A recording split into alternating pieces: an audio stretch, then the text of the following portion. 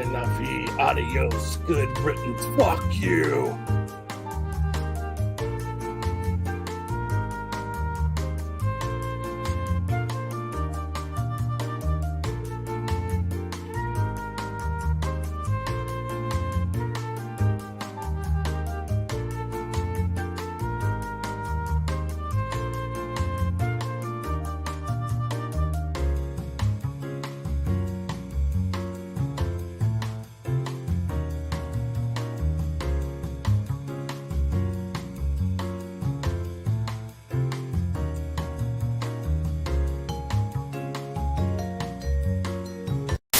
Welcome. It's Saturday night, which means it's time for Saturday Night Special, the sixth best show on Renovision. With comments such as, for the love of God, let your friend stay where he's at, SNS, and that channel is a rest area toilet bowl, and you don't need any more stinking up the best comic YouTube show going. And this is an absolute terrible watch. Such douche chills. How about we check in with Jedi Johnson and see if he thinks the boys are ready to start the show? But I still think we're more prepared than SNS, even with the rush we did on the show. Well, shit, I hope you boys are ready to bring the mayhem, because an all-new episode of Saturday Night Special starts in 3, 2, 1.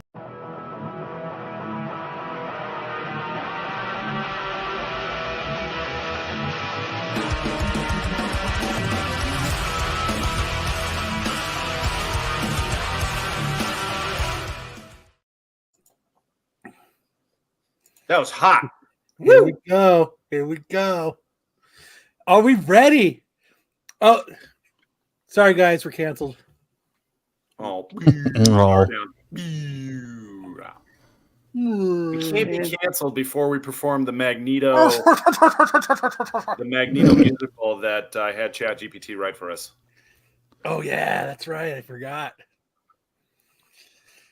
I don't know if this is the right music for it, though. Maybe it should be more like music from the elevator. I would not expect anything less than Marco knows hookers. Does anybody find that as a surprise?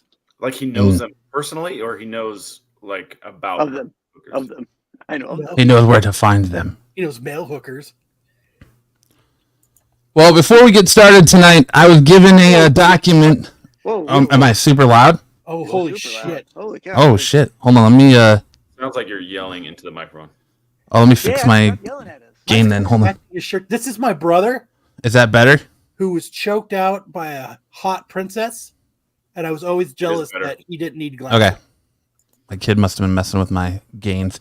Sure. All right. So before we start tonight, I was given a document by HR that we are to read.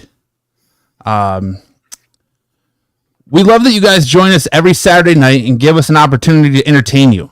But if you're here just to take screenshots and clips to send to other people, then take this time to show yourself out, because we're not about that in this community. This show isn't for everyone, and not everyone is cut out to do this. We are 4 dudes here to have a good time, crack some jokes, talk comics and anime, and look at cool cars and hot chicks, all while having a good time and hopefully entertaining you. This show isn't about the drama. We never talk about drama unless someone in the chat asks about something. If that is the kind of stuff you're looking for, there are plenty of cool channels out there where you can get that kind of content. That kind of content is not here at SNS, and certainly not part of Renovision. Renovision HR. Just so everyone's aware of what you're getting into You're still a little when you loud. come to watch this show, because the show is not for everyone. We are not for everyone. Yeah, I mean, John Hirschler hasn't been back. He came back that second week, and he hasn't been back. So clearly, we weren't his cup of tea. Hey, Kyle, I got the books you sent me yesterday. Some great stuff, thanks, and no dent for the sweet. So Nice. I conducted an experiment, and I used Buffy and Tyson. I sent them books in a Gemini Guinea mailer. pigs, huh? Yeah, I sent them books in a guinea Gemini pigs. mailer, and I taped one of the SNS buttons to the top of the book before I closed the, the cardboard flaps, and sent it off. And I was going to see if it was if it dented it. Who made this lame ass speech? Tyson just unsubscribed. You know, here's the truth about this channel is we are the things that people are talking about. Right? Those other channels, they talk about what's going on here. We're not there talking about what other channels are doing. We do the stuff and then they talk about it. So you're here live as the content that's sweeping the nation is being created. There's my mic volume better now. It's so quiet. It's so quiet now. I mean, calling Steve Englehart the Gimp, that was only ever going to happen here. That was only ever going to happen here. We are a big deal. You're right, Hartman. And I miss you This is every raw day. and uncut. I love it. Thank That's you, right. Bri J. Thank you. Thanks, Brian. So You I didn't you get guys, you know, the breaking news happens here. We broke the breastfeeding story. We broke the gimping. You know, that's the kind of stuff you get here. 2 I prefer wipes. to call it That's it. The gimpening. you make the news here. That's right. Where the fuck else are you going to get dodgeball news? That's right. Exactly. It's original content. ESPN 8, the Ocho. Not anymore. They Once a stopped year. covering it It's a after once-a-year shot. We get Sam after every week. yeah. Anyway. We break midgets as well. But with that being said, We can't show nips, Hartman. What do you think this is? Instagram? This is YouTube. This is the big leagues. Before we get started, just a gentle reminder about the drinking game. We have the SNS drinking game. All you have to do right here is scan this QR code to find out the hidden words for this week. One of them is breastfeed. So you can scan it up here as we go throughout the show and play along with us. The yoga clips really helps. See, I knew it does. Yes. That's right. I show nip. Yeah, we'll pass. Midget breastfeeding. How is everyone tonight? I don't have a reason to say sorry to anybody, AOA. No one in particular, but to answer your question, Matt, I'm doing great, man. I had a great day. Chainsaws are back. Just to follow up on last week, that mom didn't show up this week. She let Dad take over. I can't go back and face that fucking coach. He called me out. Hey, it's like I posted on my Instagram this morning. And I noticed Sam liked that one very quickly. It was, don't make me tap the sign. Being held accountable for your words and actions is not persecution. I love Mr. that Kyle, one. the tag on your shirt is still there and showing. Other side. There you go. It's a sticker. It says, scan me. All right, good. We were waiting for BK. Finally, BK. I told BK the other day when I was talking to him on Instagram, he is definitely getting the Marco pin. See you later, Matt. And He's Googling. And the Marco, he must be. He's scared now. I'm scared. And he's getting the Marco magnet. That was weird. I just got kicked out of StreamYard. I was Googling, I swear. No, I really just got kicked out of StreamYard. I'm telling you, StreamYard made me download this new app and everything's kind of wonky. You privileged little punk. They're not your peasants, BK. Yes. Yes, Bri J. Let him like have it. it. I think you need to throw in a Marco air freshener for him. I don't have any. like- They're all gone. Does it smell like Brute? I don't have any air fresheners left. It smells like coconut oil. I drew on a couple, but I think I threw them away. You're the Mai Tai kind of guy. It would have been hilarious to like do a skunk flavored air. No. No. That'd have been hilarious. Tailspin Marco with the blue blouse is not a highlight. Two things that should never be done: the smell of skunks and the smell of pickles. So gross. Ugh. You don't like those, huh? No, those are two things that I do not abide. Hell yeah, Tyson. Hell yeah. I'm glad that they're jealous of your SS tumbler. You know, there's been a clamoring for them. I'm going to have to work so hard tomorrow to make so many for everybody that's asked. Just joking. Nobody asked. You could hide road beers in them. They're the perfect Road size. beers. Have you been perfect drinking? size No, to just fit- this water. Perfect size to fit 2 12-ounce cans in them. 2 cans.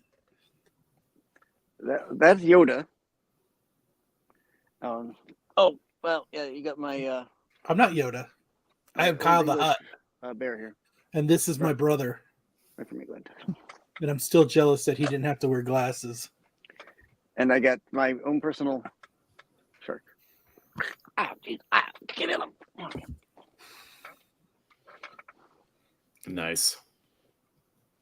Very nice. Buffy may be starring in an episode of Comic Book Palace. I am not. He's got that in his clipboard just to copy and paste whenever he needs it. He's been waiting to type that one. Buffy, you can never be forgotten. All right. So, any last words before we get started with our first segment? Does anybody have anything else they need to say? No. Let's go. Let's rock and roll. All right, Sam. All right. So Get it one started thing. tonight, Sam. What? Let's get it started tonight, Sam. Yeah. So one of the things that slides I for think it? is interesting, I'm waiting having for gone StreamYard to load the abroad slide presentation. recently, is this idea that Americans are easy to spot. Everywhere I went, everyone knew I was an American. And I came across this list of the things that I was doing that was letting everybody know why, or letting everybody know that I was an American. And I was most surprised by number 2 on this list, which is in the top left corner, is that Americans don't stand up straight. We lean on everything. If you're in a doorway, you lean on the door frame. If you're next to a fridge, you lean on the fridge. It's just like it's one of the most American mannerisms that there is to lean up against something. You know why that is, Sam? Why is that? Because here in America, we're overworked, underpaid, and tired. That's probably true. There were a lot of things on the list about work. One of them was eating while you walk on your way back to work. So your lunch break is so short that you have to eat and walk at the same time. Number 7 was ice. We want ice in our drinks all the time. Yep. When I was in Italy, I had to learn the word for ice because they don't serve ice at all. It's Coke Zero and it's warm. It's like, can we not have a cold drink? Oh, baby. And then the last one I wanted to point out was a smile, for being friendly and encouraging, even to stranger, being friendly all the time. Everyone in Europe is so grouchy all the time. Like they walk around stoic and unhappy. And so my question to the panel is that if you had to disguise your identity, what is the one thing? I'm kind of hard to disguise since I look What's like the Jabba one the Hutt. thing? What's the one, like your Face Off? You're John Travolta, Nicolas Cage in Face Off. What's the one thing you would do that would give you away? I would put a huge cucumber in my pants. Okay, is that something you cannot help but do? Yes. That's something you can't help doing. You walk around with a cucumber in your pants all the time. If I'm in Europe, that's what I'm doing. That's a hell of a disguise. It distracts people from so that they don't notice I'm fat. See? Okay. All right. That's a strange example, but we'll roll with it. You got to have that guy's big waist dick size, but I energy. cannot stop looking at his crotch. I know he's fat, but fucking look at that fucking crank on him. Man, that guy's fat. You must be talking about that dick right there, because that outline is huge. That's like one big dick. That's the chat roulette Kermit. You have the chat roulette Kermit dick. Yes. Says He's- how we cross our legs when sitting is different too. Euros go knee over knee, and Americans put their foot on one of their knees. That's true. That is true. They do both. Americans are disgusting. What about you, Matt? What is the one thing that you can't help but do? Kyle cannot help but put cucumbers in his pants. No, I'm just happy to be in Europe. I don't know. I've never Bitch been to about the Europe, so portions. I don't know. Yeah, that. Or how bland the food I never is. did that. Why the fuck are these portions so small in Europe? Because the portions are smaller. That is Fart. true. Yeah, can't help but fart. Fart. Bitch about the portions. How bland the food is. Actually, I think the food is way better Ask there. for a cold beer because apparently you in can get a England beer. beer isn't cold. They serve it warm. Certain They're calling beers. it beer instead of a pint of lager. Lager. What about you, I- Sticks? I can tell you what I did when I was in Italy. I was always looking for. Put a cucumber in your pants, but it was too small. I already had one of those, so I didn't need to find one. Add hot sauce to everything. Yeah, well, so that's kind of what I was gonna say. I was always looking for like barbecue sauce and like different condiments and stuff. They don't have barbecue sauce in Italy. They barely have ketchup, barely have mustard, no barbecue sauce. Anything like hot sauce? Yeah, no. They might have some kind of hot sauce, but not like what we're used to. Like not like Frank's or anything like that. You know what I would do if I was in Europe? I wouldn't Can I walk get around some screaming, Tapatio, please? "I'm from America." You would just walk around screaming that? No, I We're wouldn't. Americans. But that's what I imagine a lot of Americans do there. I'm from America, America, I'm bitch, American. America. I'd wear a shirt that says I'm from Canada, eh? I had this guy that I work with. He was from Australia, and he could not stop talking about Australians and how great they were and how much better they were than Americans. And we were at this. He did a couple of really strange things. One of the things he did, each week we would get a turn to pick where we would all go to lunch as the lawyers, like the firm. We would all go to lunch somewhere. And me and the other American lawyer, we would always pick the bar across the street because we'd walk there and it was like the only exercise we'd get in the day. Walk across the street, get a burger. You'll be fine. He always picked the most frou-frou, hippy-dippy places possible. They were always vegan. There was one called Flower Child. Never had been to a place called Flower Child. And they were serving like squash blossoms and Daffodils. yeah, I was like, is there any meat on this menu? Like, this is not going to cut it for me. What's the closest thing you have to be? And My wife. and then the worst was he's like, let's swim. Let's swim at lunch. What? I was like, what? I'm not going swimming at lunchtime. That's so weird. And he's like, no, it's cool. We'll do like a paper bag lunch. Go get whatever. That way you don't have to eat what I want to eat. And I was like, okay, that part's okay. But I don't want to swim. Just a bunch of guys swimming. I agree with Buffy though. Did you end up going to the beach there? Rich people are dicks.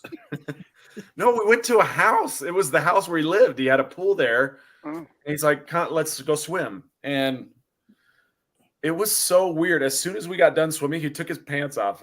Like he just took them off. I was like, what the hell? What is this guy? Did this just become a sausage party? Yeah. Would you like it to sample the merchandise? He just drops trousers and he's like, He okay. starts going like this. Well, he got his towel out like he was pretending to cover up, and he did not cover up at all. It's just like, I'm going to go inside. I'm going to get away from this guy. Whoa, hey, shouldn't we go out to dinner first? His cucumber fell out. That's what the bag lunch was for. So we made him bite it, reinsert it, and go again. I think he was trying to seduce you, Sam. Yeah, I mean, I Were you the only think one there's a there? fair amount of that going on. Sure. The only one there, Sam? Look at my didgeridoo. Oh snap! Anyway, yeah, people from different countries, they they do things a little differently, and And he said, I'm "Chow," not and saying- the scooter rode off. then he said, "Ciao." Oh man, no. The one thing I would say is, if you're abroad, like, don't even freaking worry about, like every time there's somebody here with an accent, nobody ever criticizes them. They just think that that's cool. I was like, well, maybe the same thing works for me over there. Three Rivers said, traveled all over the world for work. Most Americans are optimistic and believe they can accomplish anything. Euros have had the optimism sucked out of them by their socialist states. And that's why America's number one, baby. America! I mean, it's crazy. Like, we've had my wife had a friend and her daughter and staying with us the last week.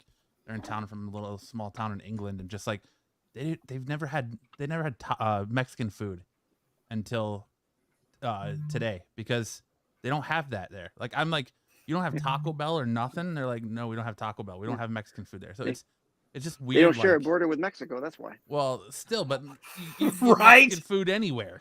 Like, it's just weird to me. that Can they you? don't have? Can you Well, you would really? think, like, all the chains, like, they've got KFC, they've got McDonald's over there. You think they'd have Taco Bell, but they don't. She's like, oh no, the most exciting thing we just got is a Five Guys. I was like, of course, you get the most expensive burger place Right. over there, Okay. I don't know if I could take all of them at once. but it's stupid. Give it the old college try, Kyle. But just the this, and then they were in awe of like our portion sizes everywhere we go and stuff like that. That's why we're all so fat. interesting. Yeah. Portion why sizes I are am. huge. 2/4 of this panel is fat. Sticks. Technically, I'm like 45% of the panel of being fat.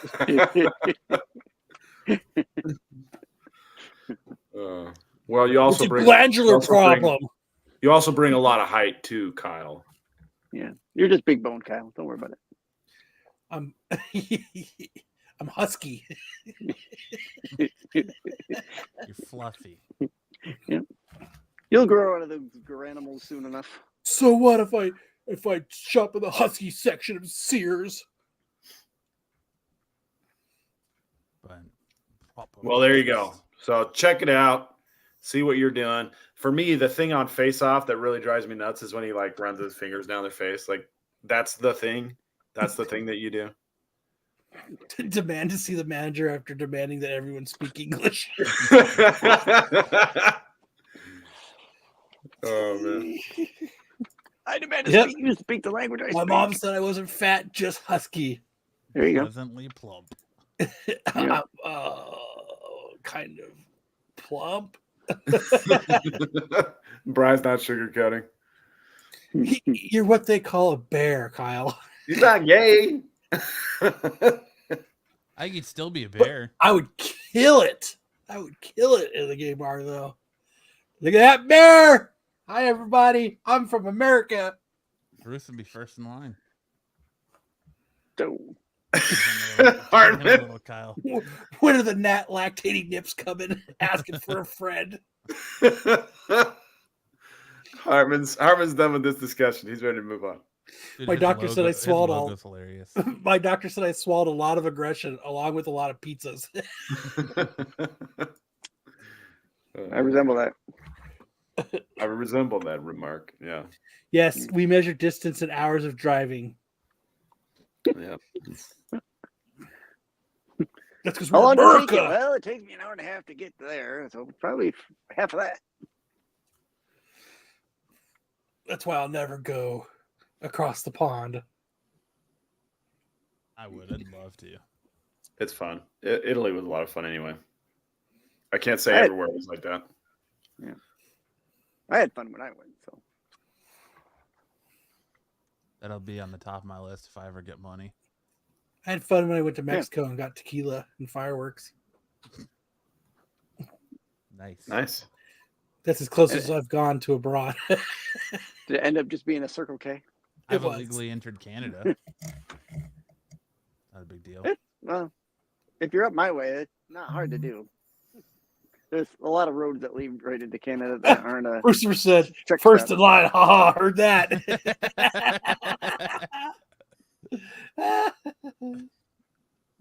Why doesn't he just come on the show? He wasn't All feeling right. good yesterday. We're ready to. Yeah, I know his Nice. back's been hurting him. Let's get into some. Let's do it. Yeah, his back's hurting from all the pressure of carrying the qualified.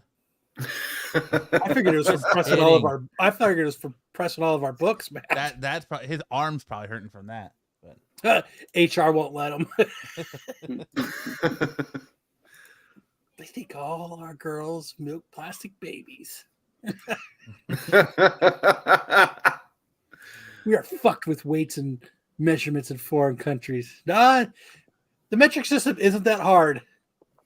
It's all in tens. It's all in tens. Yeah, and a kilometer is about 2/3 of a mile. That's not that hard to figure out. All right, ready? Yeah.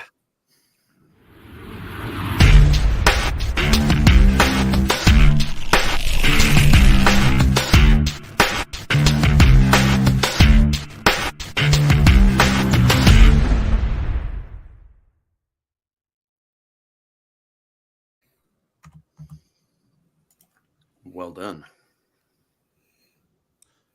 All right. First up tonight, should comic book stores charge high prices for free comic book day comics or even charge at all?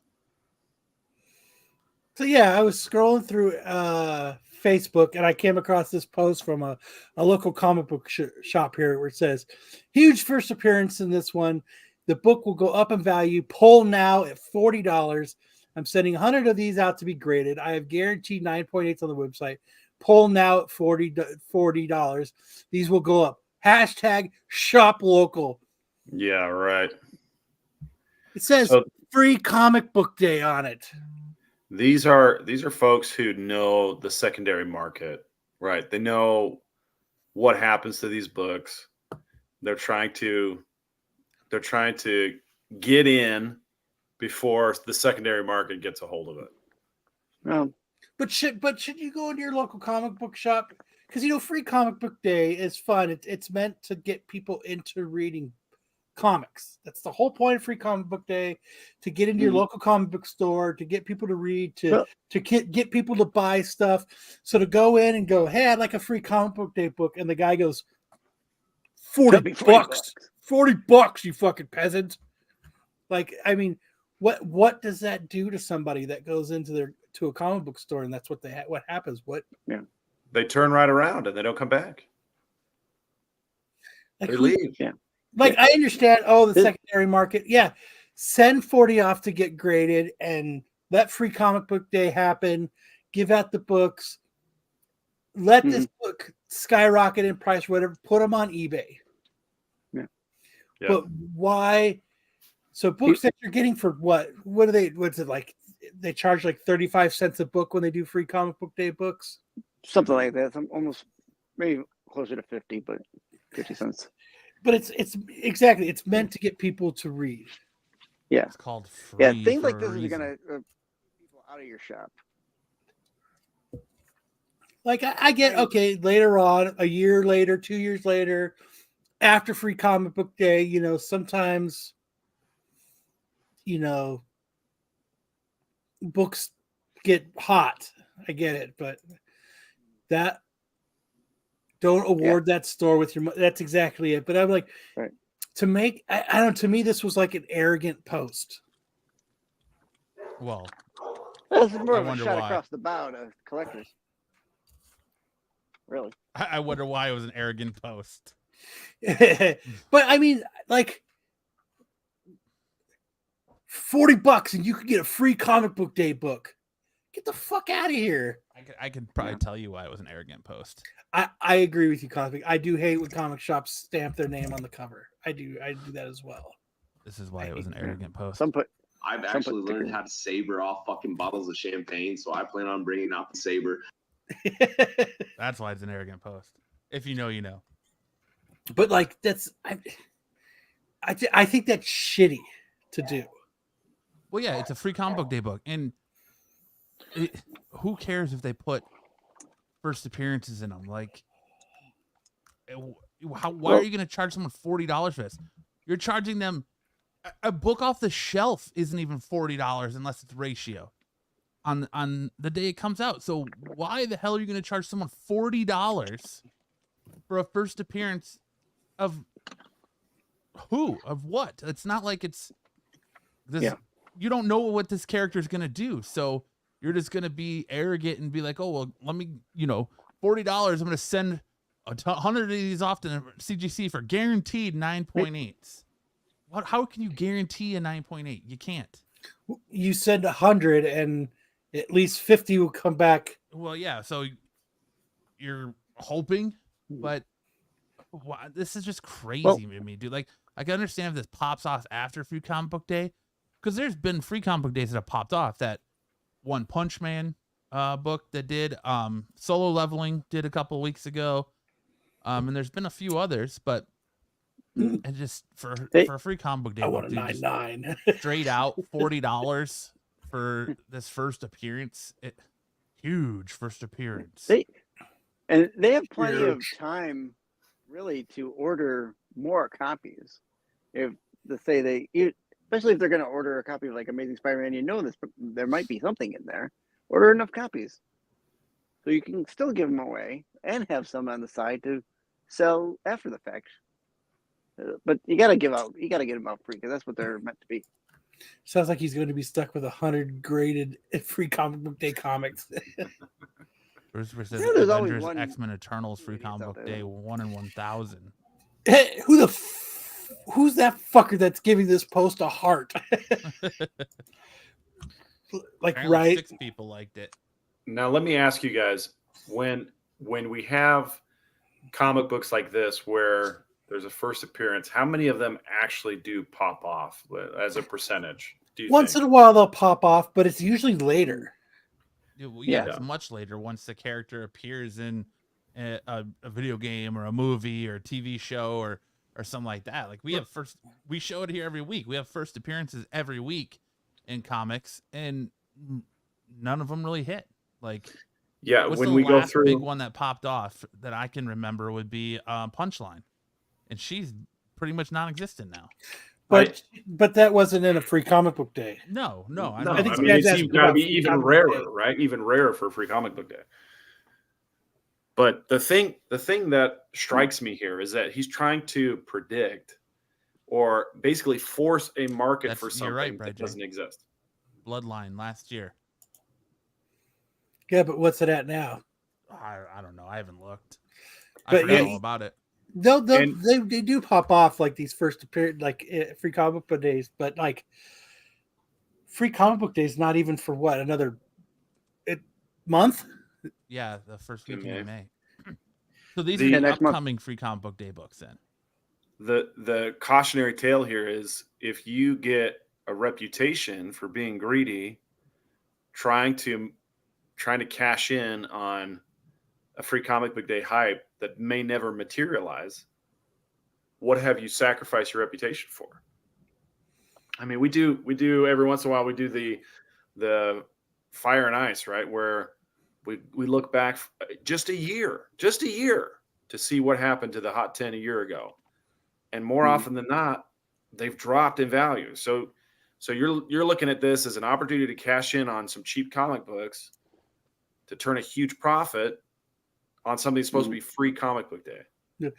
But I mean, Buffy makes a great point. If it's a huge appearance that hasn't happened yet, how can it be huge? Exactly. It's you're taking a big old risk with your reputation. And take the word of mouth on huge first appearance from someone who actually knows that you feel like they know what they're talking about. Because this is a different, I wouldn't trust huge first appearance coming from the person that posted this. Well, I cut out their name because I know you I didn't want to I'm not one to call people out. But I don't. Okay. And this is for the coming up Free Comic Book Day, right? These Yeah. books. So I wonder what the huge. Yes. It's obviously going to be something Ultimate Universe related. What could it be? Oh, could it be the first appearance of Peter Parker, Green Goblin? I don't know. But I'm not going to go. Why would you, dude? You're spending so much money to grade Free Comic Book Day books, and you don't even know what this first appearance is. Like she's trying to create his own hype with his own customers. Absolutely. Yeah, he's clickbait. It's clickbait essentially. Hey man, shop local, right? Yeah. And then he tries to guilt you into it. Hey, I'm doing something noble. Shop smart, shop S smart. I'm doing something noble. Yep. Man, the top of Styx's head is so wise. I love it. There ain't shit in that book. Come on, right? Right. Trying to see what the ultimate the write-up was. Spider-Man craze. Yes, they are. Ultimate Universe Spider-Man. The synopsis and cover tease the return of the Green Goblin ahead of next year's Amazing Spider-Man number 15, the debut of a powerful new hero in the newly rebooted Ultimate Universes segment. So I'm sure it's going to be a cool read. I'm sure it's, and most it's the next Tosin. Yes. I mean, when I saw this, I was just like, it really pissed me off to charge customers $40 for a Free Comic Book Day book. Like, that is complete and total bullshit. Well, and how does CGC grade those? Like, most shops stamp the back of their Free Comic Book Day books. So is that do they overlook that, or is that? No, you just got to get the ones that don't get, like Jesse James never stamped his books. That's why I like to go to Jesse James's Free Comic Book Days, because he never stamped his books. Yeah, most places, the only places I know of that do is Drawn to Comics. Like, I know Samurai around here doesn't, Surprise doesn't, but I know that like Drawn to Comics does. Mm-hmm. Why I don't go there? I have 4 shops in my area. Stamp my book. I only have 1 shop in my area that does stamp theirs, and if I go there for Free Comic Book Days, because those are the books I'm probably going to end up reading instead of just putting away, because they have the stamp on them. It's like the comic book creator that you want to get a signature for and get a certificate of authenticity, and they want to put a sticker right on your book next to their signature instead of a little card. Oh, one of those foil stickers? Yeah, on the book. Yeah. J. Scott Campbell, I'm looking at you. Didn't they? What? J. Scott Campbell? What? Well? I'm talking about when I got his signature at San Diego Comic-Con, and I had to argue with his handler because he wanted to put the sticker right on the cover of the book instead of the bag and board. But speaking of that, did everybody get their J. Scott Campbell books today? Nope, didn't care. Didn't care. I cared. I liked. Well, I'm glad you cared. Matt and I talked. I didn't like. I did. I got 2 sets. There you go. I'd rather spend $90 buying books from you than. They weren't $90 though. I thought the set of 2. I thought the 2 covers were $90. They were 60. Oh. But I also had that J. Scott Campbell VIP code. Oh, yeah. So I think they were less. They were like 55 or something for the 2. So you see, Matt, the books you bought from him went towards getting J. Scott Campbell books. No, they didn't. Oh. That's all the separate. They went to go buy a Jabba the Hutt shirt. Yeah, I know. I was hounding Tyson. All right, are you ready? 2 hours. All right, 2 hours. All right, you ready? 1 hour. 30 minutes. All right, 15 minutes. Like, For what? because I was so pissed that I missed the one from last week. Oh, I was like, The I'm definitely not J- missing the this week. JTC one. Yeah. Yeah. 2 minutes. I went 2 minutes, 1 minute, 30 seconds. All right, Tyson, start hitting refresh. You should have did that live on the air. They're still available. They're not even sold out. They're not. No. See, like the books last week were sold out when I went on like 45 minutes later to get them. Yeah, I could buy a set right now of signed, or unsigned A and B. Oh, so it's the signed that are $90. Yeah. A set of A and B right now. $15 each for his signature. That's actually kind of cheap. Yep. There's still the one time that I stay up and I don't wait, they're not sold out. But oh well, like Dude. so are you the on signed are you on the the signed site right books now? are sold out. Yeah, I'm on right now.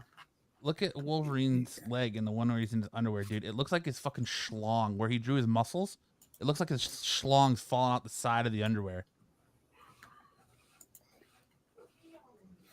Him. Look This at one that. right here. Yeah. On Wolverine, dude. Right Look at here. his He's fucking got a schlong. cucumber. He's got an elephant trunk hanging out down there. He's got his See- fonts. The signed books are sold out.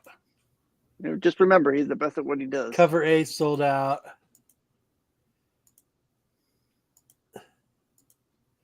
So all the unsigned books are still available. Yep, that's a cucumber. So like I didn't go for the signed books. What I'm gonna, like I was telling Tyson, what I'm gonna do is I'm gonna wait, and when he does a signing at CGC, I'm just gonna send one of the think books in. I think they just announced one too. I think I got an email a couple days ago about one. I can't help it, Buffy. It's just in your face. Let's see, news.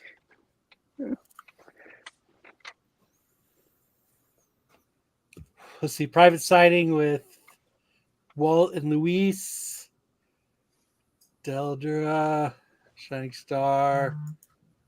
See if I can find the email. Private signing with artist Lee Gabbett, Dave Gibbons. I mean, I don't see it. Let's see.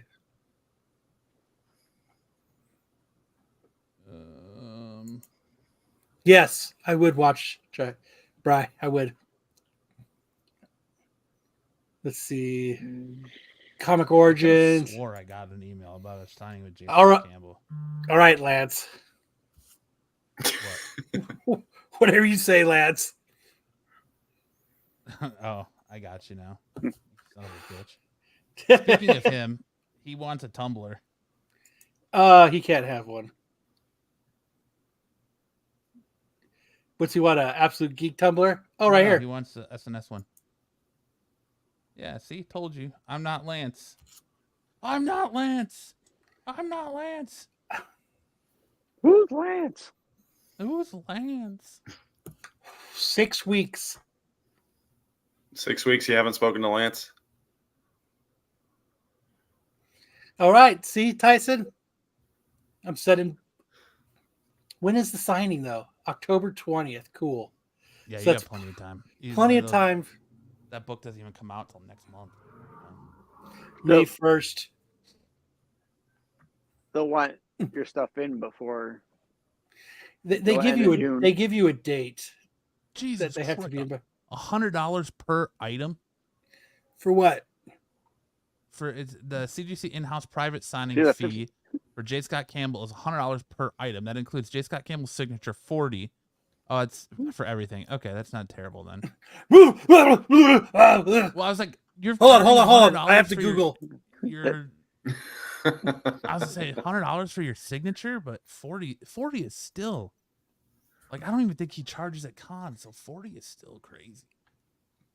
Let's see. That, Okay. that $15 per So- book for this drop. He Sounds might pretty be good now right though, about now. because You've got Sunday, October 20th. Whatnot has got people who like fucking Kevin Eastman used to never charge for comics or remarks, and now because of fucking Whatnot, he does. So No, it's not because of Whatnot. A lot of artists and writers started charging a long time ago because of their friend eBay. well that, but like Eastman Well, always Kurt- did a turtle remark for free, and now because he does signings with Whatnot and they can capitalize on the remark, he'll no longer do a turtle remark on your book unless you pay extra for it. I think that happened with CGC, not Whatnot. I think he had done one for CGC, and then they charged for this. What I see has happened at a lot of cons is if you don't walk up with a witness to witness their signatures, the charge is usually nominal. But if it's a CGC, if it's getting CGC witnessed or CBCS witnessed, it's more expensive. But now This is it my does buddy that Gary. even- He's not a witness. now with CGC and CBCS both offering signature verification, do you even go through the extra process? You of can't getting even a witness? send your books in right now to I get. know, well, for CGC. CGC, right? But you still can for CBCS. Yeah, But dude, I would love to get Steve Englehart to sign one of my books, The Gimp. How much money do you think it would take to get him to do that? That would be the highlight of my collection. What's your name, Well, son? you can could put on there the probably Gimp? you could probably phrase Who's it the and Gimp? be like, yeah, what's your name? The Gimp. Can you please sign it to your friend the Gimp? Well, I'm not the Gimp. He's a gimp. He's the Gimp. Yeah, you gotta trick him. Otherwise, you're gonna know who you are. Since you That's brought your up thing, signatures, yeah, Matt, were you pissed watching your goat being manhandled by signing your book? My goat. I J. don't know Scott what you're Campbell? talking about, Brad J. Who's your greatest of all time? It's definitely not J. Scott Campbell. I don't know what goat you're talking about. Zed's dead, baby. Zed's dead. Manhandle my book. Oh, Stan Lee? He didn't really manhandle my book. It was more so like It was more He like was- he. he's essentially dead and they just dropped. It was like a Weekend at Bernie's situation. He dropped his hand on the table and then he just wrote and away you went. It's not like some of these guys like that you hand them the book and they start bending it and looking it all over and it's like, oh, dude, you're killing me. I don't remember have when very I many- drove this book. So what I think it is, it's $100 total, and that's him to sign it. That's it being, and then that's it being graded. It's $100 for signature and grading, which is still weird because it's not that much to get a book graded there. I would never send it to CGC to get signed. It was Bob Layton that did that to you, right, Kyle? That took your fucking book and was bending all up and No, what Then- Bob Layton did was he didn't give me my change back. well, yeah, I know that. So he was charging like, what was he charging? Like $15 for signatures. So I gave him a 20, and he just fucking put that shit in his pocket, and signed it, and was all being a dick and grumpy, and didn't give me my change back. I don't quite have as many con run-ins with creators as Kyle does. I don't know how it happens though. Like I've talked I- about on the show many times. I don't know how it happens. Like I'm not a dick. Like Matt's been to a lot of cons with me, and he stood in line and has got a lot of books signed with me. I'm not a dick to any of these creators and writers and artists. And I'm really not. I think And we all my know man- what I'm it the is, though. customer. You'll do what I want. Kyle, Well, we know what it is. Bruce It's Campbell like- was Sorry, Brian J. Bruce Campbell was different. we know what it is, Kyle. It's not that you're a dick. It's that you're slanging a cucumber dick in your I think pants. I think a lot of these creators We get intimidated by the have cucumber. something against fat people. And so when I walk up and I'm fat, they get 90%. aggravated with me because I don't work out or something. I'm not sure. Most mean, of the clientele at a con is overweight. Sticks is Honestly, like, I've had more problems with handlers That than I ain't it. have the Pick talent something else. themselves. Like the J. Scott Campbell one where it wouldn't sign my book unless they could put the sticker on the book. And I said, fuck that. And then J. Scott Campbell himself was like, I'll give you double signature. I'll sign the board on your bagging board and you can put the sticker on that. Sweet. Problem solved. You know, but then Stanley's, well, that one was more old Todd father just showing up and taking Stan and walking away. But I don't have quite as many issues as Kyle. And I don't know how. I don't do anything. I really don't. Come back here with my stand. It's called legend tax. Kyle has to deal with it. I get it. But like, He probably had a sign on. Maybe he had a sign on the desk. I do not make change. Heyo. Get that double Big Mac. I know this morning I was talking to Bruce before I left work because it's a 3-hour difference. And he was showing off some bomb ass breakfast. Those the sausage wrapped in like the blueberry pancake things you put in the microwave. Mm-hmm. Yeah. He was showing those off, and I was like, "Fucker!" I had a small salad with a little bit of tuna on it. That's what I had ate. You had a tuna and salad? Yeah, I had a small salad with like a scoop of tuna on it. That was very appetizing. That was my lunch. Not. What, salad and tuna or the tuna? Well, I don't mind tuna. I like tuna sandwich. That's a lost art. Tuna fish sandwich is a lost art. I call it the lonely guy. Tuna fish sandwich and a beer at a bowling alley. The lonely guy. That's the lonely guy combo. Yep. If you're eating a tuna fish sandwich and drinking beer, you want to be left alone. But I mean, the only real the only like creator issue I had is when Kirkman called me a dick. Well, that's because I told him to. Picture taken with him, yeah. I told him to call you a dick. So really, your issues are all stemmed from Kyle. Yeah. What the hell? Kyle's been the problem all along. That's what I've heard lately. Yeah, son of a bitch. That is in the rumor mill right now. I am the problem. Just keep circling. But I really I've said it before. I really haven't I'm nice to people. Unless you really go out of your way to be a dick, I'm actually pretty nice to people. Three Rivers, I say yay. I say yay. You give them their flowers, just like Tony Moore when he was like, I had nothing to do with this. Yeah, but without you, there wouldn't be 100 issues of Walking Dead. All right, yeah, you're right. Cool. Yeah, I won my issue 100 because that was the one book I was getting everybody to sign to Kyle, and he wouldn't do it. And I was like, all right, I'm gonna have to fucking massage his balls a little bit so he'll sign it for me. When Kyle's goes, you had to take him to the Goon Cave. Customer, I had to take him to the Goon Cave. Well, Bruce Campbell was being a dick. That's a whole different story. I agree with that.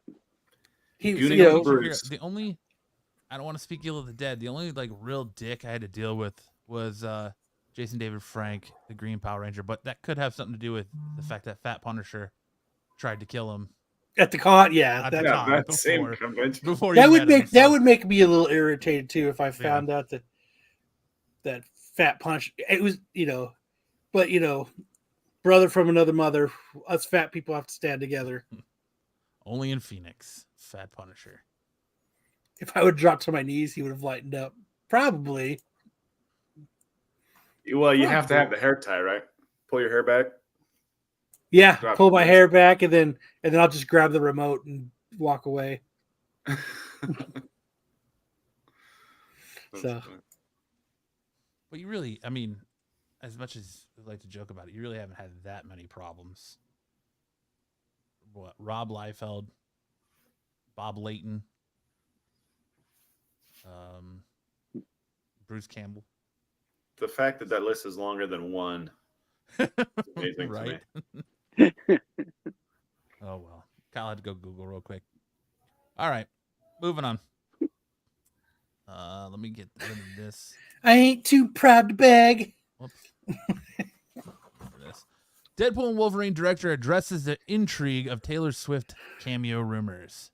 During an interview with ET Online at CinemaCon, director Sean Levy addressed the rumors again and played coy when Taylor Swift was brought up. I can't even believe that you would dare ask me a question that you know I can't answer. You know I can't answer. All of America knows I can't answer that, the director replied. He continued, I will say, as I said earlier here at CinemaCon, the, here we go. I can't. I don't Everybody drink. Prolific. do it on purpose. Proliferation. The Proliferation. proliferation of rumors about who is and isn't in this movie is fabulous because no one will ever know the truth until July 26th. When pushing about Swift, he continued, that is hardly confirmed nor denied in this interview. I'm going to literally walk about of the frame and save myself. Otherwise, Ryan's taking a hit out on me. Speaking about hanging out with Swift at an NFL game last year, he replied, all that's known is that I went to a football game and those hours were well documented, and that's all I'm going to say, he said. What can I say? I think intrigue is fun. Taylor Swift's in this movie. I think that pretty much just fucking No one solidifies reads the it. news like Matt. Yeah. Let's do it live! Solidifies that Taylor Swift's in this movie. Movie's gonna be garbage. It's gonna be gotta like the Google Joker something. Part 2. You had to Google something. Oh, Matt's googling. No, I just had to blow my nose real quick. I want to show boogers flying on my nose. Yeah, no on boogers screen. on stream. Matt's sitting there going on his keyboard. Hey, Sam, have you seen Civil War yet? No. You should go check it out. Pass. Did you like it? Yeah, I liked it a lot, actually. Would you say better or worse than Captain Marvel? No. Well, do you like 9.8. do you like A24 movies? Some of them, not all of them. It was The better one than Captain Marvel, where in the my whole opinion. town of men was all the same guy. That was so weird. What the fuck is an A24 movie? It's like an indie movie studio. They do a lot of more indie Yeah. movies. I don't watch movies to think. I watch movies to fucking relax. Yeah, And some get of them are pumped good. I would say I have enjoyed some of them, and some of them are just bizarre. So just saying that it's A24 doesn't bring it home for me. Three Rivers says, I think the general feeling is moving to her being Lady Deadpool instead of Dazzler. That was her costume in the original Halloween photo that started the whole thing. I think his wife's going to be Lady Deadpool. I think Blake Lively. What the Damn. fuck? Who's killing cats? Is Is that a ghost? fan? I don't know. Are those the ghosts in your house, Kyle? I guess the cat's supposed to be getting it on. Jeez.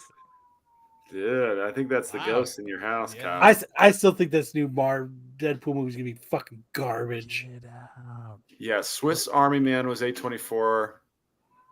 So was Everything Everywhere All at Once, right? I believe so. So yeah, a lot of them are good, but I wouldn't say across the board they're good. Sticks, this is random, but did you ever go to Studio 54? Don't confirm or deny, Sticks. That's don't keep the mystery alive. Take a page out of Sean Levy's playbook. Something I'm super stoked about. Former DCEU boss to produce R-rated Ninja Turtles movie. The Heroes in a Half Shell are getting a new live-action movie, but this one will be much more mature than previous Teenage Mutant Ninja Turtles movies. It's been announced that a new film is in the works based on the TMNT The Last Ronin and will come with a rating reflecting its more adult content. Per THR, Paramount Pictures porn. has greenlit a new live-action feature film directed based on the IDW comic book series Teenage Mutant Ninja Turtles. The Last Ronin. The film is getting developed with the intention of having it being R-rated. You go throw a Sorry, boot, sorry. man. Sorry. A departure from the previous movies from the franchise, Tyler Burton Smith, The Boy Kills World, 2019's Child's Play is writing the screenplay, and former DC film boss Walter Hamda will produce via 18ATV. Sticks was all about hitting up a play with Abe Lincoln. Yeah, this is exciting news, man. This it was a great series. I like think this this one. is gonna be a big hit. I totally want it to be, but I don't want to be CGI. I want it to go old school, like the Jim Henson Corporation puppet costume, like the 90s. It's not going to be. I want Robbie Reese to voice Michelangelo again. I want it to be a nostalgia party, man. That's the only way to do it. Live action is going with that type, I think. Not going to happen. No, I want them. CGI. I want the person who was in charge of the CG on the Ang Lee Hulk to do the special effects here. Oh my God, Sam. Get out of here. I watched that Hulk the other day. Hulk nipples. Did it live up? How'd you feel about it, Kyle? Jennifer Connelly's in it. That's all that matters. Meh. So that's. Meh. I mean, does this mean put your Ronin #1s on eBay? Oh yeah, they're flying right now. They are flying high right now. I have Saw mine mine. on. I have mine on eBay. Do you? Yes. Is it graded? No. Oh. What do you have it on eBay at right now? Where do I have it at? It's Where do you on. have It's it on at? my eBay. How much? How much is asking? How much? I'm not telling because I don't want anybody to find my eBay and try to I'm gonna fucking go- cancel I'm gonna me. go Find your eBay right now. I have it up for $1 million. That much? Jesus Christ! What the fuck are you thinking? Me? I'm just kidding. I don't know. No. Hey, everything I put on eBay is it's a Top it's a fair price, I think. And I don't respond to what's the lowest price you'll take for this book. I don't respond to those messages. The lowest price 5,000. the lowest price I'll take for my book is the one I put on there. Kyle responds to questions like, "I live 6.2 miles away from you. Can we meet?" Like I had one that says, "Hey, will you hold this book for me?" And I was like, "What does that mean? You want me to take the listing down and wait for you to pay me? I don't understand that." Yeah, I'll he send you a wants picture of me holding it. to wait. I'm not doing Yeah. that. I mean, if you can't afford the book, don't ask about it then. Right. I find that in situations like that, the best answer is just no. No. I'm not gonna I do mean, that. they have even eBay has like that afterpay type of thing where you can make payments. No. That is the most cringy question. It is every time. What's the lowest price you'll take? How low will you go? That's not no. Yeah. Instant block.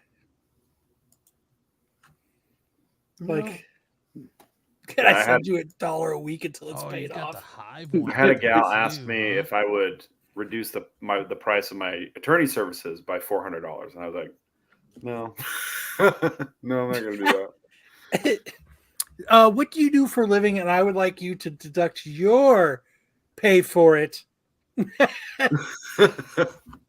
Well, yeah. What is your job? Can you Yeah. take a pay cut?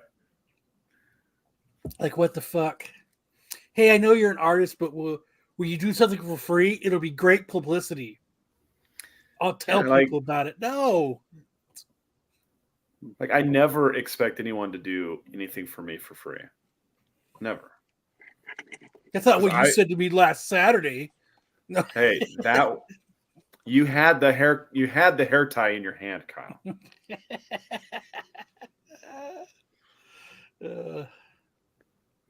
Damn, you put the hive one up there too. Huh? Damn it, Kyle! It's hard out here for a pimp. It is, man. Like, come on, man. Don't. At least shoot me an offer. Like I had one book up, and the offers I was getting was so ridiculous. I just pulled the book.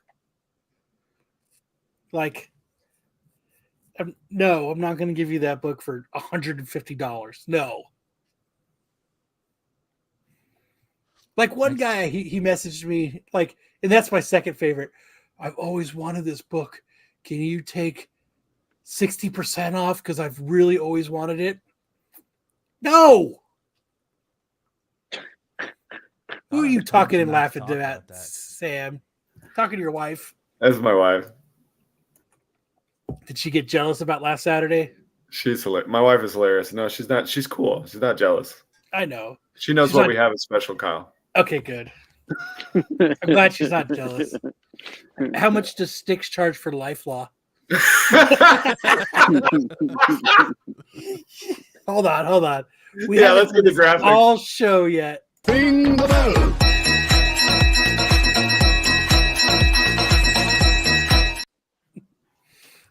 Wait, where's the graphic? Where's the lifelog graphic? Oh, Don't we have a fuck. lifelog graphic?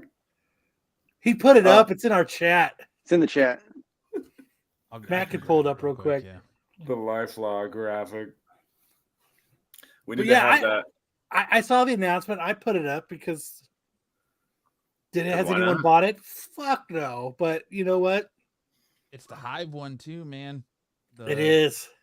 The beautiful one. Dude, that's one of my favorite covers of a comic book is the Hive Comics one. Like IGN used that as their pick that they used to talk about this movie. Mhm. It's like, so I messaged James from Hive Comics and I was like, what a beautiful picture that they used to talk about the movie. Still one of my favorite covers because shout out to the Hive guys, man. They made some dope ass covers. Well, they paid artists to make some dope ass artists to make They covers paid for some them. artists to make some dope ass artists, huh? Yes, they did. It's busy because they're fucking busy. That's right. Stick Boy, attorney at Life Law. With Canadian spelling. The old Canadian attorney at life law. There you go. Let me see. Let me pull it up here. If anyone... Well, yeah, this is pretty hyped up, dude. This is a great news. yeah, Another live action Ninja Turtles is amazing. next year is going to be just crazy. Which Joe? April? Okay, Matt. Here's the question: who do they cast as April? What's your dream cast here? Oh, you got to go classic, man. Paige Turco. No, can't remember the name of the actress who played her in the first movie. It's not Paige Turco. Pretty sure it's I don't Paige think so. Turco. No. It'll come to you. Oh no, Paige. Oh, what's her name? Judith. Judith Hogue. Yes. Judith Yes. Shineland. Paige Turco was from Ninja Turtles 2. She was not good. It's a shitty fucking image, but Judith Hogue would be great as the aged April, wizened April. this is the only one I could find is like a super shitty rendering of it, but this is the Hive one that we're talking about. Dude, it's such a badass cover. I remember it was when I seen that they had put that out to sell. I remember I messaged Matt. I messaged everybody. I was like, "Look at this fucking cover." Dude, the black and red cover, the black and white and red cover is sick on that too. I know. I'm so bummed that I didn't get it, but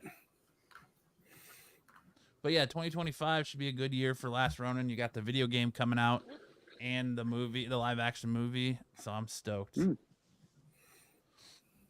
Up next, scary movie franchise to be rebooted at Paramount. A new scary movie is reportedly in the works with a new film, which will be the 6th installment of the movie series. That is coming more than a decade after the last movie was released in 2013. Per the Hollywood Reporter, the new scary movie is set to begin filming later this year. Revealed to audiences at CinemaCon, the upcoming revival will be a joint production by Paramount and Miramax. Wow, Miramax. and will be Those produced by Miramax Fast and fucks. Furious producers Neil Mort. As the film is expected to begin shooting this fall, it's likely to see a release in 2025. Yeah, you haven't heard shit about Miramax since Harvey Weinstein went away. Those Miramax fucks. They made the crying game. Yeah. Artsy picks. Are you excited for another scary movie? The first Maybe. two are good, and then First that two were fucker just funny. went downhill. Yeah. Once you include Charlie Sheen in it, and just went downhill. I mean, that's the problem with like a campy parody is that sometimes they go over the top with the camp and not enough with the parody. Dude, the first two though are classics. But my What movies or what horror TV shows would they spoof? I mean, They- probably Scream, since that had a big comeback.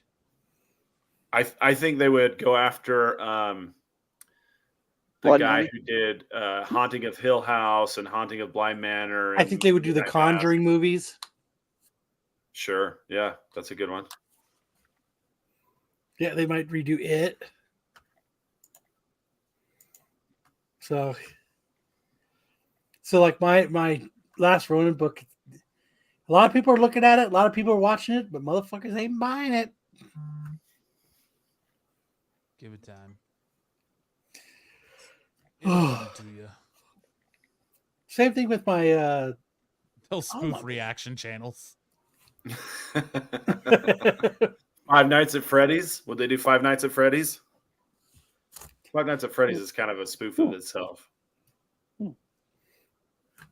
Maybe do that Winnie the Pooh Blood and Honey. Yeah. Oh yeah. That's a great idea. Yeah. Bambi, the new Bambi.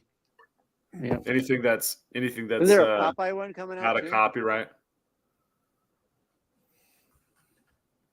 A Popeye one? Coming out too?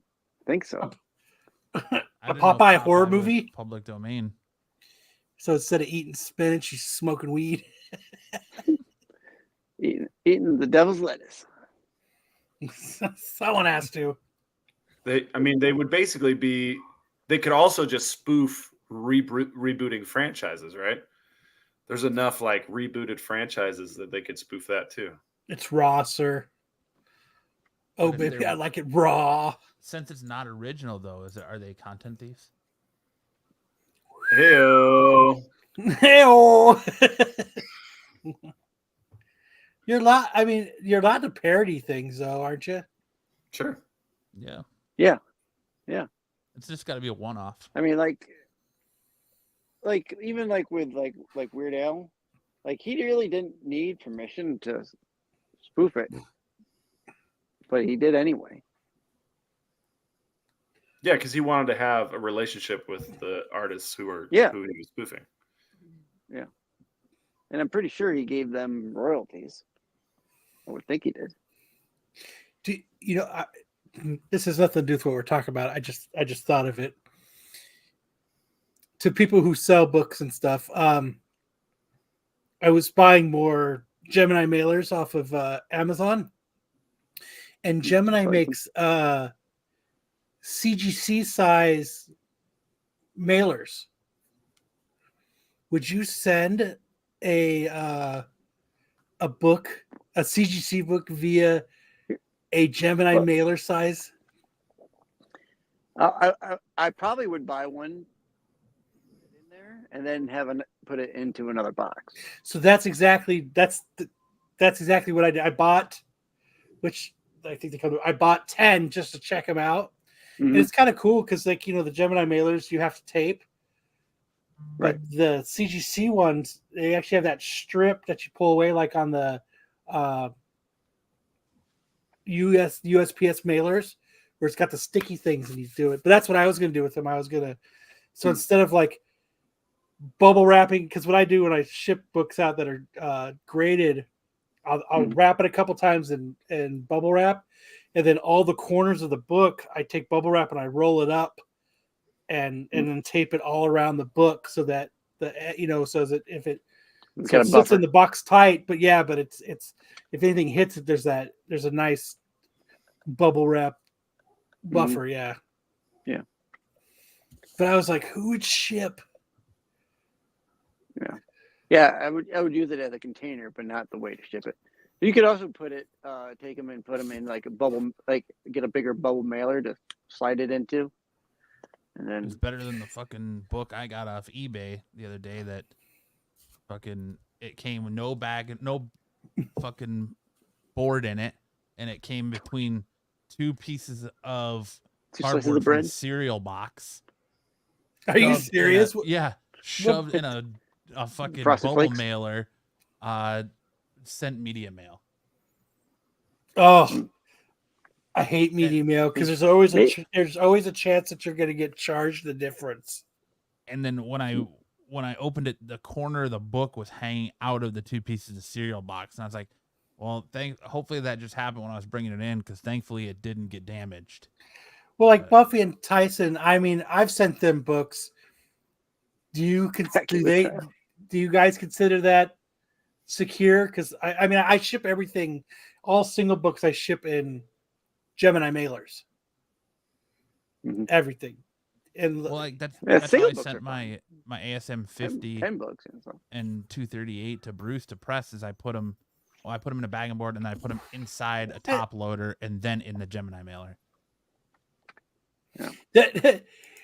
I think the books I sent Tyson, I bet you he spent 15 minutes unwrapping those books. I do use a lot of painter's tape. When I package books and stuff. But I always try to ship books. This has always been my shipping books philosophy is I'm going to ship the book like I would like to see it come. Overkill is better than between two cereal box. Yeah. Or cardboards, you know what I mean? Like, or just in a manila envelope. Yeah, you have done a great job since one package took several trips across the country. But hey, I have a screenshot on my desktop now of Tyson's address. Jeez. Everybody I ship stuff to now, I screenshot the address that they wrote, and they're on my desktop. Terry says I would avoid a packing with Kyle show like the plague. Overkill is underrated. I think I package books well. I mean, but other people might not think so. Up next. Oh, go ahead, Kyle. Nothing. It doesn't matter. No, go ahead. Go ahead. Finish. He forgot already. Let's go. Yeah. I'm going to have to hold on.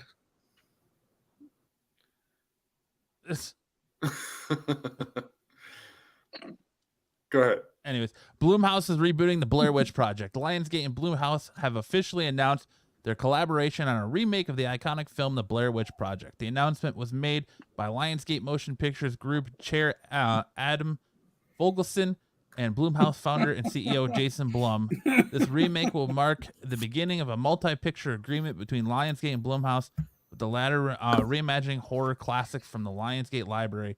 Jason Blum will collaborate with the producer, Roy Lee, on the new Blair Witch, with Lee having previously produced a 2016 installment. Why are we doing this? Why are we going back to this version of horror? So they can use cell phones now? I'm just joking. I think that's what they said on TAC. When TAC talked about this. Oh, I didn't know TAC talked about this. I don't watch other people's shows. Okay, Marco, part 2. I don't watch other people's shows. Here's a screenshot from the Clay show. But yeah, I don't need fucking Blair Witch anymore. I prefer the Bear Wench Project. Hey, Hey-o! Hey-o! Porn parody. Hey-o! You've got a copy of that, Sticks? I've seen it. I don't know if I still have a copy of it. It's tucked in your underwear drawer. Yep. With your old rolled up in a cigars. sock. Yeah. All right. Gross. All right. Hey, Cosmic One. Why the hell are you in McClay's chat? You too, AOA. What the fuck? Why are you watching McClay's show?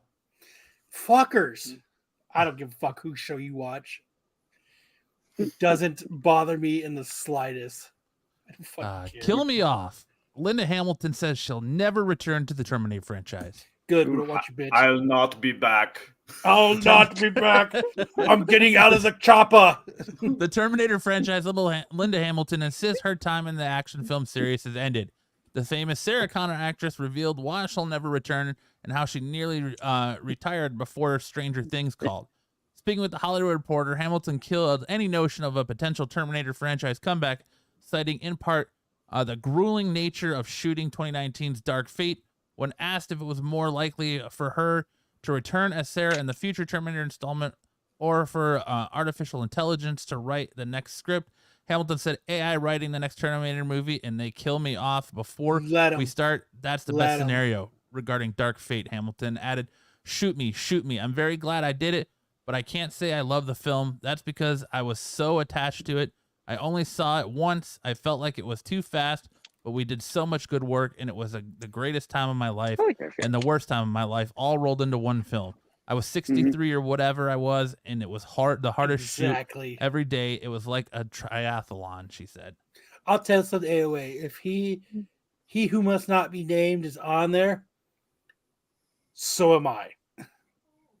I will be on there so fucking fast that your fucking heads will spin.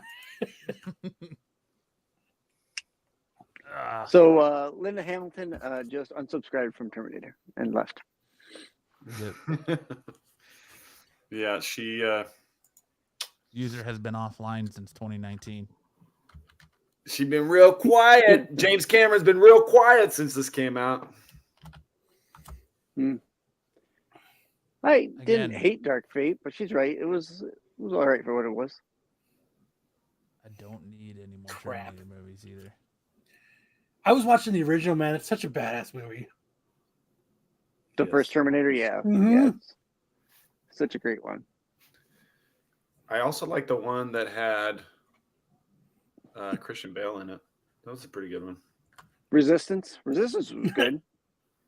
Anyway, just laughy laugh. Hashtag receipts. Yeah, a lot of people did Dark Trail. Yeah, I certainly stopped caring after T2. I think casting Jai Courtney as an Arnold Schwarzenegger lookalike was a bad choice. Why? Casting Jai Courtney in anything is a bad choice. Ooh, shots fired. I like the idea of the franchise, not necessarily all the movies that have come out, especially like Genesis there. That was horrible. Yes, Bride J. Universal Soldier is a badass movie. Cobra Kai star Paul Walter Hauser to star in Chris Farley biopic. The legendary comedian Chris Farley will have his life story told in an upcoming biopic or biopic, depending on who you're asking. Lance calls it a biopic. No, I believe Marco does too. It's also been revealed that who will be portraying the one-of-a-kind entertainer, which is sure to be a challenge for any actor to take on. Per Deadline, it's been reported that Paul Walter Hauser, Cobra Kai, he was in what's that movie about the bomb? Yeah, he was in that. I can't remember the name of it. The Bomb. No. It's movie about the bomb. It's directed by Clint Eastwood. Oppenheimer? No. Yeah, anyways, I can't remember it. Is attached to star in the biopic for Farley, written by Scott Nostadater and Michael H. Weber. It's called Richard Jewell. Artist.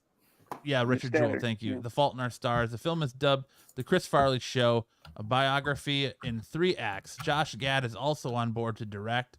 Fucking Josh Gad. While Saturday Night Live, Lorne Michaels will be producing via his Broadway video banner. The project is currently getting shopped and doesn't have any distributor. Do you need to go kick some butt, Kyle? Nope, not yet. What if he's gonna buy a little coat to prepare for the role? Fat guy in a little coat. Why wouldn't you just ask his brother to do it? Yeah, because he looks. I mean, I asked my brother to be in Star Wars.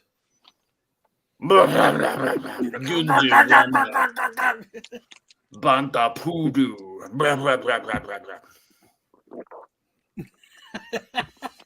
Jesus Christ. Are you guys gonna watch it, Chris Farley? No. Biopic? No. I mean, it's gonna 100% depend on how good the trailer is. If its only intention is to make don't even know who me this guy is. cry, I'm not interested. I want to laugh like Chris Farley made me laugh.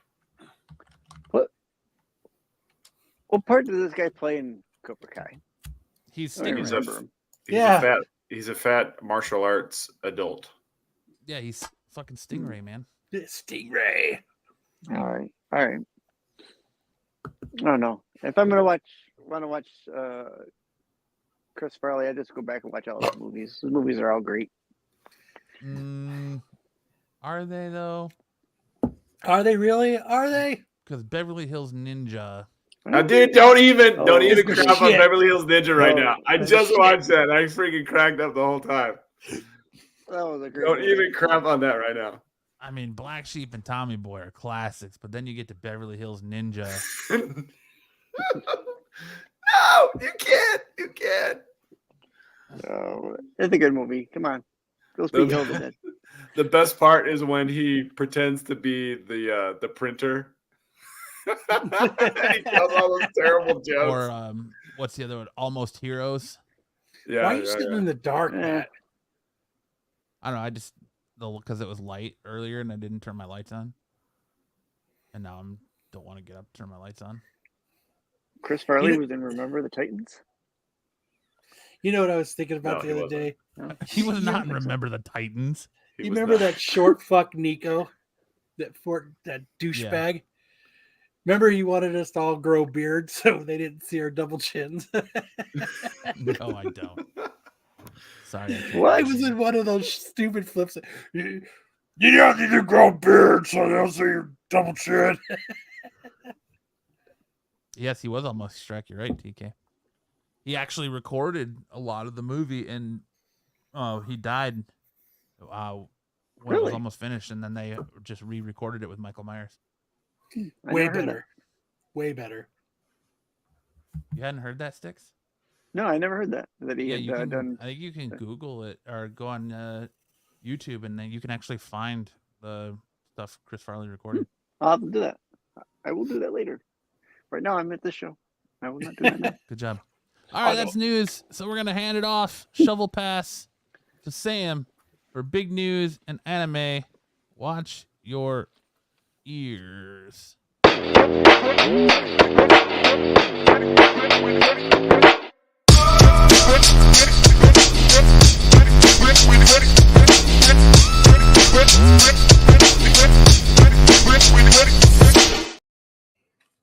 That shit is pretty fucking loud, though.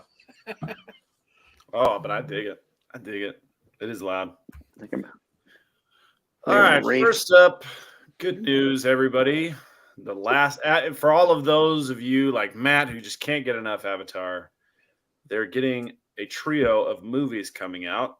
The first of which is going to be released in October 2025 and star none other than Dave Bautista as the main villain in the movie Aang, The Last Airbender. Not sure what the other two movies are going to be about, but that's the idea. We'll get a trio of movies. You know, maybe it'll be like the anime movies where it's kind of outside of the canon storyline or the main storyline, facing some villain that's just contained in that movie, kind of as a single episode. There's other cast members named whose names do not sound at all familiar to me. Eric Nam, Dion Kwan, Jessica Madden, and Roman Zaragoza. Don't know who any of those people are, but I bet they have great voices. So Matt, get jazzed up for some more Avatar content. That's the name of all the. That's the name I of am. all the baristas at the local Starbucks in LA near I'm the studio. super Listen, jazzed up. we blew all our money on Batista. How about you to get your voice stuff? Like, oh, you. Super jazzed up for the continuation, because this is going to continue after the last Airbender series. Probably going to cover most likely going to cover the comic books, where they go looking for Zuko's mom and stuff like that. So super stoked. Zuko's mom has got it going on. All right, next up. Thanks a lot, Brian. She's all I want, and I waited for so long. We're doing another singing episode, apparently. Hey, dude, anytime I'm on, there's a possibility of singing episode. Crunchyroll has finally given us the start date for season 4, the Hashira training arc, which is May 12th. That's less than a month away, starting Sunday, May 12th, 2024. So finally, we get some new Demon Slayer. Star Wars Day. What? May 4th. Star Wars Day. No, May the May Fourth be with 12th, you. 2024. Did I say May 4th? No, May 12th, 2024. Season 4.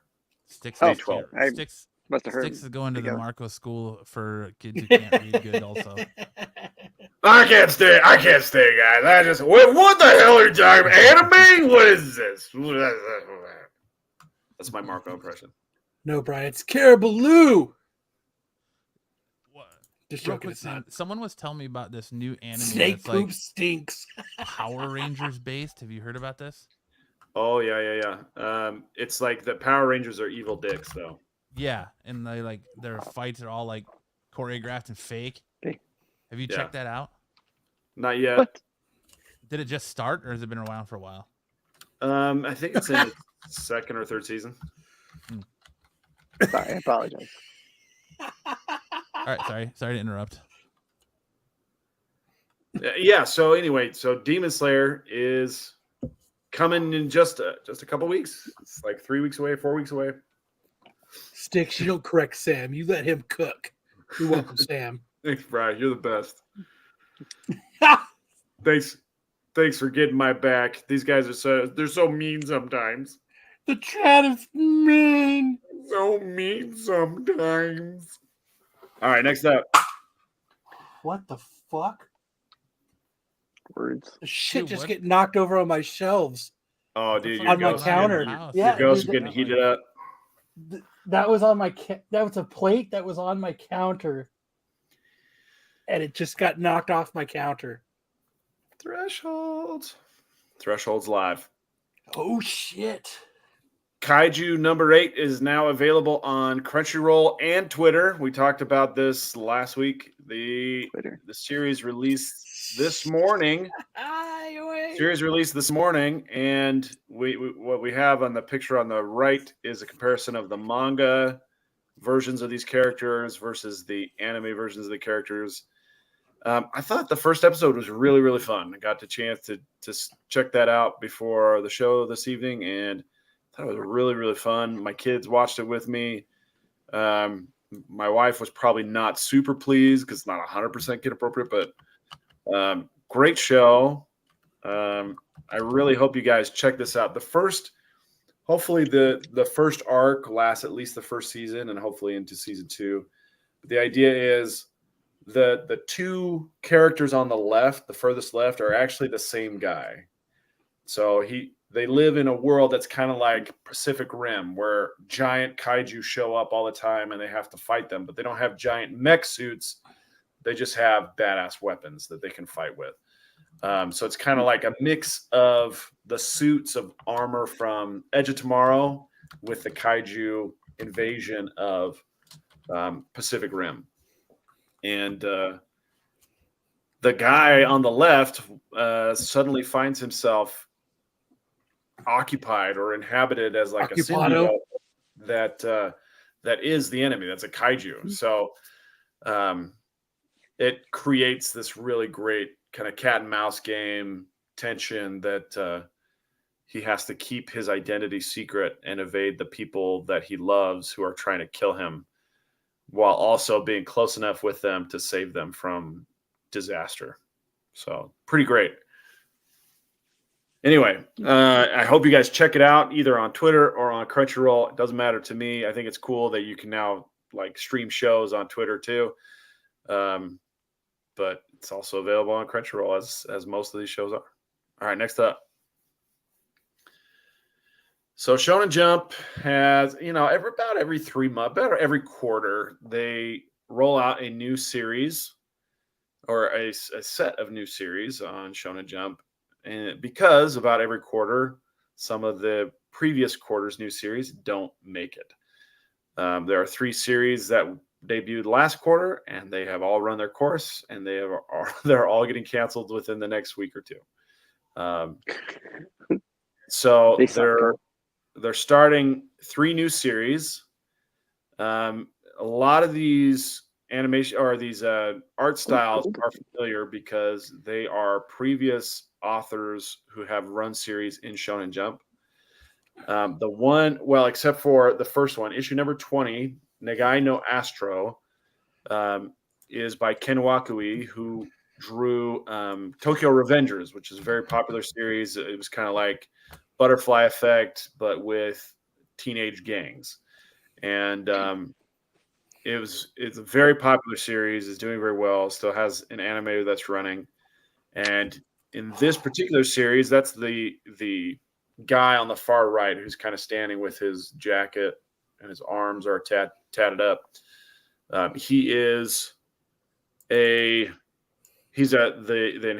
heir to a yakuza, and he makes a wish on a star, and some supernatural stuff ensues. The other 2 artists, Fucking Buffy. He just wrote in McClay's chat, "I'm here because SNS sent me." Oh, great! Now there's going to be a flame war just around on the horizon. Anyway, so look forward to these on the next few weeks. I'm personally looking forward to the Ken Wakui series because Tokyo Revengers was really good. At least the first half of it was. What's that thing there that they have that's called that Golden Week? What is that? It's like spring break. It's like spring break for Japanese. That's all. It's just a week in April where they all take off work. You wanted drama? You got the drama. The biggest drama in the world. It's hilarious. All right, next up. So the manga spotlight is Kaiju number 8. These two pages here are from chapter 1. You can still go scope out Kaiju number 8 as the manga is airing. It's a fantastic series, at least through the first half of it. It does change gears about midway, but it's still really, really good. So I hope you guys check it out either in manga form or anime form, whatever you prefer. And that's it for big news in anime. Hell yeah. Nice, Sam. Good job. I do have a pair of highlights. Let's start with the dodgeball highlight. Yours truly did manage to get quite a few. This one I called the double-double dodge because me and Jace. So Jace is 20 years old, and he did that little jump, split, and then duck to avoid the ball I was throwing at him. That should be a Sam card right there. So he did jumps and then he ducks, just barely avoiding my throw. And then I'm like, okay, my turn. Whoop. Got it. Avoided his throw. I like how you jumped up first for dramatic effect and then you ducked. Yeah, well, you have to do that, right? He had the ball up and he was waiting for me to make a move so that I'd be caught in midair so he could just beam me. And the problem was I knew that was coming. So I got up and then I got down. Sam got that vertical. Get up and get down. And then the other highlight, if you go back time to for dramatic. yeah, effect. okay, all right, here we go. Up and down.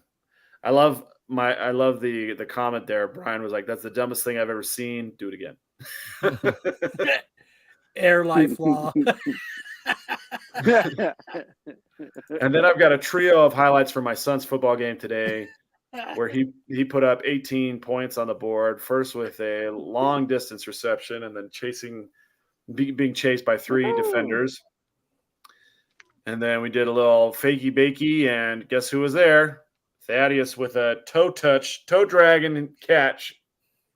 So Now we're on defense, and the quarterback misjudges the distance, and he's there. Boom. Takes it all the way back for pick 6. He holds his hands up so that he doesn't get called for flag guarding, which is like the wimpiest call, but they still call it. So he holds it up like this and makes sure that no one thinks he's trying to guard his flags. At least your quarterback didn't freeze or choke. Oh man, we spent so much time this week. I was like giving them so much like life advice just in general to try and get them to control their emotional state. I figured you were like, God damn it, son, throw to somebody else. I actually did not yell at anybody. What we did instead was we did feats of physical strength to show them. Thaddeus is 5'9". He's not 6 foot plus. He's 5'9". He might get as tall as me. I hope he does, but he's not there yet. At any rate, we did feats of strength to show them that they can handle doing things under pressure. We did, like, I had them hold a squat, and I did it with them. Like, I do all these things with them, so they don't think that I'm just a tyrant. This is how you squat. And we held it. We held it for a long time. The kids all started dropping, right? They couldn't hold it for very long. We did it for 30 seconds and 20 seconds and 10 seconds. And then just as they were trying to outlast me, and only 3 of them were able to go as long as I did. So it ended up helping. I think they are all back. That's not good. They're all back. They're all back in the right, proper mental state. And I think we are going to face that first team that we played again in the last game. Yeah. You know, feats of strength don't have to just happen on Festivus. They can happen at other times. But we're going to face them again, and hopefully we have a lot more experience under our belt. We're ready to do it. Anyway, thank you guys. So back-to-back weeks, you've done 2 of them. You aired your grievances, and then this week you did feats of strength. That's true, I guess. And it's Festivus in April. Yeah, April Festival. We'll call it Golden Week. Golden Week. Well, I thought maybe Sam didn't get mad. He just run them till they drop. So they do. I do make them sprint sometimes, but they get real sick of it. So I just kind of mix it up with different things that are difficult for him. I have one kid who has asthma, and his mom gets after me if I make him do too much. So I was like, let's do squats. That is not an aerobic exercise. You know what helps asthma? Workouts. Yes, running. True. That's what helps asthma. So somebody that has asthma, that's what helps asthma. Yeah. Michael Brian says, if you want to win the championship, put a pizza party on the line. Here's the thing. I try to get the kids to be with me the whole year. So there is a pizza party, but it's not on the line. It is guaranteed. You guys lose, you guys get Pizza Hut. Yeah. Maybe the type of pizza ought to be. It's going to be pineapple on that pizza. You win the championship, then we'll get some good pizza. Yeah. If you win the championship, you guys go to Peter Piper Pizza. If you guys come in last, you get a Totino's frozen pizza. Oh, dude, there's this place here in Mesa called Pizza Mart, and they have like the oldest, crummiest pizza, but it's for some reason it's just like the most craveable pizza there is, but it's like super cheap. And that's where my coach took us when we were kids, was Pizza Mart. And he had this Jersey accent. Hey, let's all meet at the Pizza Mart. Let's all go to Pizza Mart. Nothing beats Pizza Patron. Pizza Patron. That's the that's like the Pizza Hut of Mexico. Yeah, Patron. It is. It's what it's called. It's called the Pizza Patron. Pizza Patron. That's funny. It translates to Godfather's Pizza. Or the Pizza Godfather. Boss Pizza. That's that was good. Did you have another clip, Sam, or was that it? That was it. Those two. The dodgeball and the football. That was it. right. But for the love of God, make sure that pizza's a brick oven pizza. You guys like that slide? Golden Corral. I had don't know why Golden it Corral doesn't get last night. removed. Dude, Golden All Corral's right. a shit. Yeah, man, it's hard to find anywhere that gives you free refills on anything. All right. Next All up, right. we have best and True. worst covers of the Make 'em- week. make 'em Let eat at home. Run the I'll be right back. intro. You're eating at home.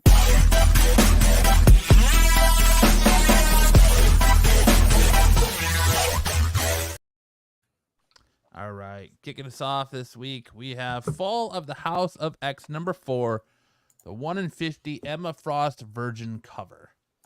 And you know why I put this on the bad? Because you know who that looks like to me?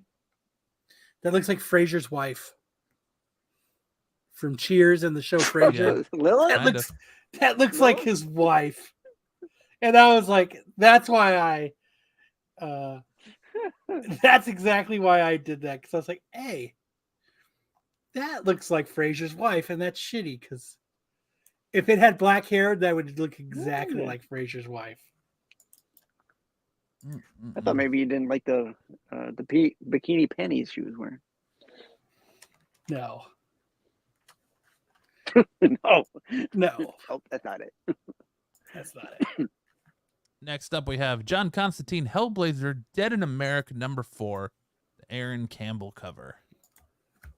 That's dog doo-doo. Dude, like his face is busted up looking. Terrible. Like that is not good. Like, do you think they tried to advertise this? Oh, it's a Campbell cover. When I first saw this, I thought it was a It's preacher not the one cover. you're expecting. Right? A bad preacher cover. That's what I was yeah. like, oh, they're bringing back Yeah. preacher? Nice. Like Well, it's kind of cool, like the shirt's cool, the fire in the back, but then you get the dude's face and it's is it though? Is the Is shirt it? cool? It also looks like he's knee deep in water. it does. It does look like he's He's knee deep. like he's standing in a pool. Who's trying to connect to us? His head is too big for his body. Who is him? No, Where no, did they- Aaron bad Campbell, my good sir, you have failed. Dope background, but Hmm. shitty guy. Yes, 100%. Is that yours, Sticks? What's that? Someone And named they're gone. him just tried to connect to our chat or our StreamYard and then disappeared. Not me. All right, yeah, that's a bad cover. Almost next up, we have Almost Not Dead yet. number 2, 5-copy Ryan Benjamin Virgin cover. I call this the awkward selfie. You don't like You Found Glory? It's like it. No, I don't actually. But I didn't even actually notice that because this dude's face is busted up trying to make a selfie. You take a picture of his ear. Like he's like, no. It looks like he's running, but yet standing still to show all the dead bodies. I don't know. It's Almost not good. good. I thought about making a new one that was not bad but not good, but now it's in this section. I was thinking about adding slides for not worst, not best, Meh. but average, but meh, but average cover that you don't care about. Yeah. But dude, this is Our horrible. next is Star Trek number 19, the 1 in 10 Lindell cover.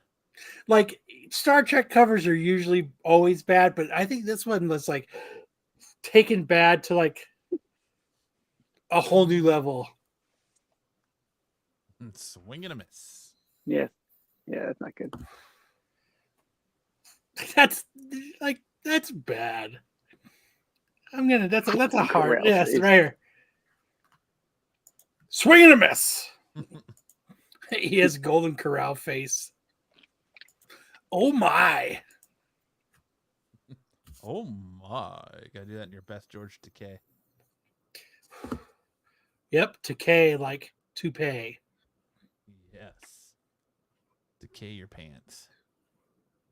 Up next, we have Wicked Tales #1, the Escobar and Campano cover. Like, what, dude? That's not good. I get it; it's a Blood Moon comic, but like, that's not good. No. Like, Trash Ola. like, there's no way somebody was like, "Hell yeah, that's gonna be the cover to my book."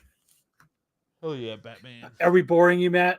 No, dude, I don't know why I'm yawning. Like my eyes are fucking burning. I don't know why I'm yawning. Nice O face. Open mouth insert. Exactly. But yeah, that's It bad. looks like a young Christopher Ugh, Walken. it's Marco. Looks like a young Christopher Walken. Does it? Does it really though? A little bit. I think you're reaching on that. You think so? Looks like Christopher Walken from Joe Dirt. I mean, I would ask Sam and Sticks, but I can't. It looks like Christopher Walken from Joe Dirt. Alexa, cancel. I don't know why my Alexa started going off. Up next, we have Star Wars Mace Windu #3. That Like, cover is booty hole. This is the book that made me do the meh. It's not horrible. It's not great. It's Looks like interior art. I think it's terrible because he's got no like lines, no forehead lines, no nothing on his face. It's just it's smooth like a baby's butt. yeah. My head is smooth, motherfucker. Yeah. And like, what's up with his hand right here? It's like chopped off. And why does his lightsaber look like a blaster? Like his lightsaber is massive. And the ships, I'm assuming, that are shooting at him look like just like cargo containers. Why does her jacket look like it's got a creature's mouth that's about to bite something? This is not a good cover. It yes, it missed the mark for sure. Yes, the Walken Schwarzenegger love child. That's what that last cover was. All right, now for our best covers of the week, we have Avengers Twilight #5, the 1 in 100 Lightning Bolt Virgin cover. Dude, that's sick. Yeah. Like, that's a cool cover.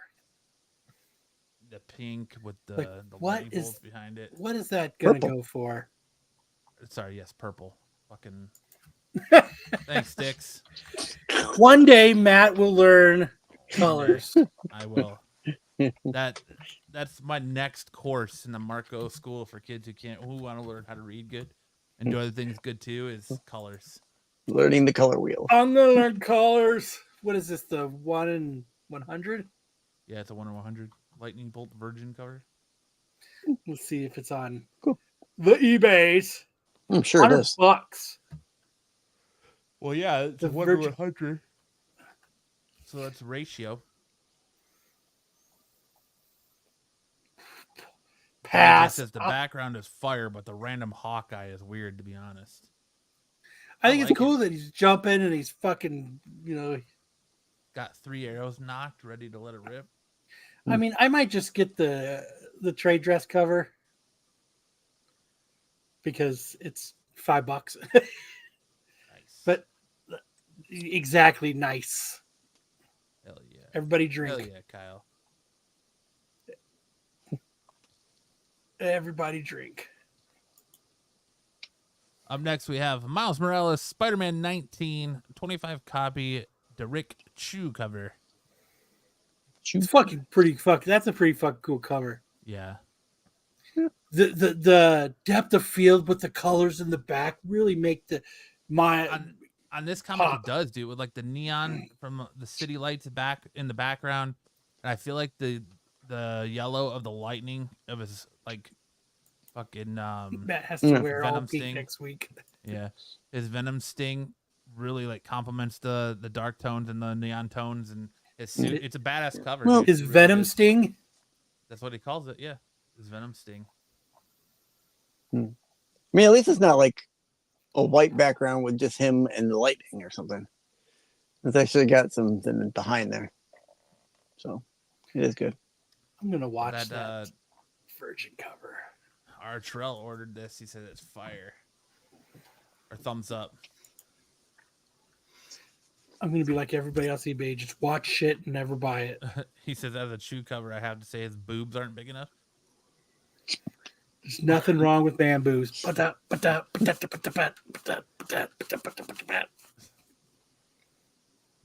for that, Kyle.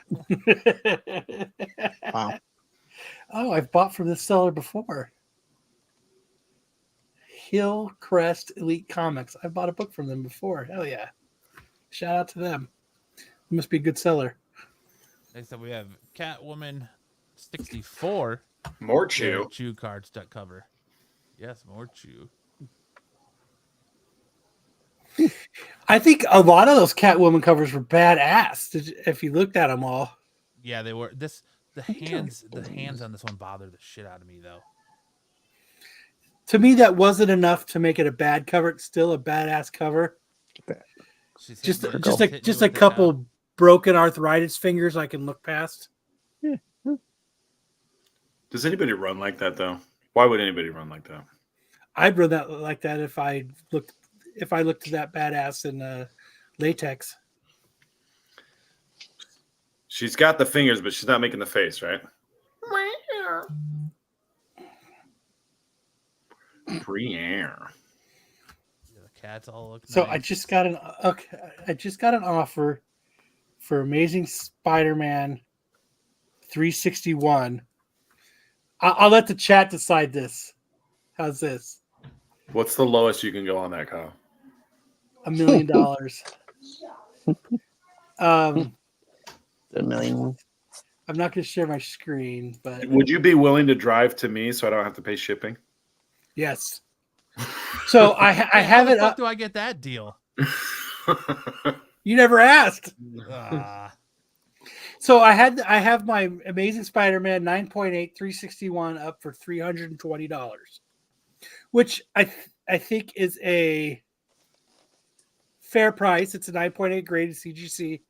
This guy just offered me $275. So $50. What is that? $50 off? What was it? man, you're still making It's a pretty decent yeah, profit, but you think I should just say Counter. Offer. Say Counter. 3. what do you have it up for? He's lowballing you, expecting you to come back and say 300. so? No, Bri, that's the first Carnage. Carnage, yeah. Mm-hmm. Archel says nope. I mean, Yeah, 275 is not a bad offer since I paid $80 for the book. What do you think I should counter with? 300. 3. 3? I was thinking 285. No, I'd say go 3. What was your list price? 320. Yeah. I can tell you what the last 9.8s went for. I'd say 305. Make him say 300. 4 sticks. Bryce says, "Oh wow, yeah, take that."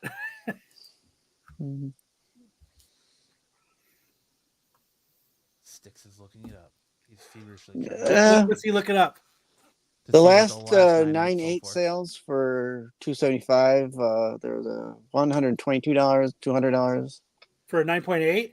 Yeah. 120, 115, 145. I mean, it hasn't been really. For Then take ASM 361? Oh, am I on the wrong one? Hold Sticks on. doesn't I'm know on how to eBay. Oh my god, like 360, right. 261? What is it? 361. 361. Okay, I heard the wrong number. Yeah, you did. That can't be right. Sticks doesn't know how to do Brian's like, I eBay. told you, Kyle. I told you.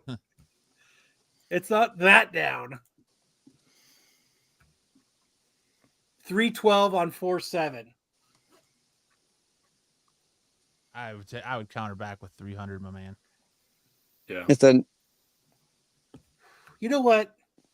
This is how nice of a guy I am. I'm just gonna accept it. I'm gonna accept that offer. No, come back with 300. Don't do it. Don't do Yeah. it. A What are you 9. talking The- about? So the last sale. Okay, here I'm on the right. 275. I'm on the right page. The last sale of 361, correct? Mhm. Yes. $480, 475, 480, 455, 545 back in February, 535 in February. April 1st, one sold for 275, but it was at auction. Yeah. Everybody say, don't do it. Hold on. 300, bro, at least. Yeah, 300 is pretty fair. Especially since you only get it for 80. So you say 300? I'd counter at 3. Yeah. All right. hold on. Yeah. Yeah, because January 20 one for sold for 465. It was also at auction. Mm-hmm.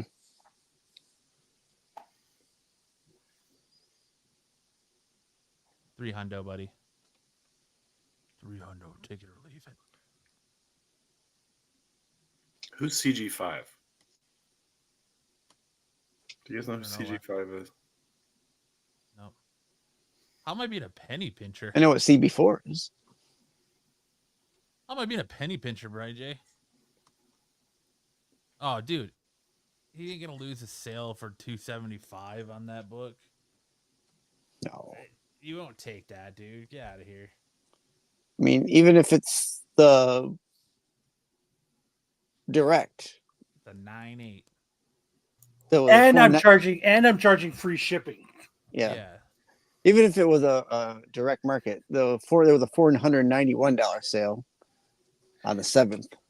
So mine is a direct. It's a direct edition. Yeah. So the $491 sale on the 7th.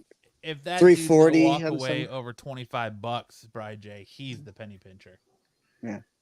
I mean, it sold for $275 back in March. That's probably why he did 275.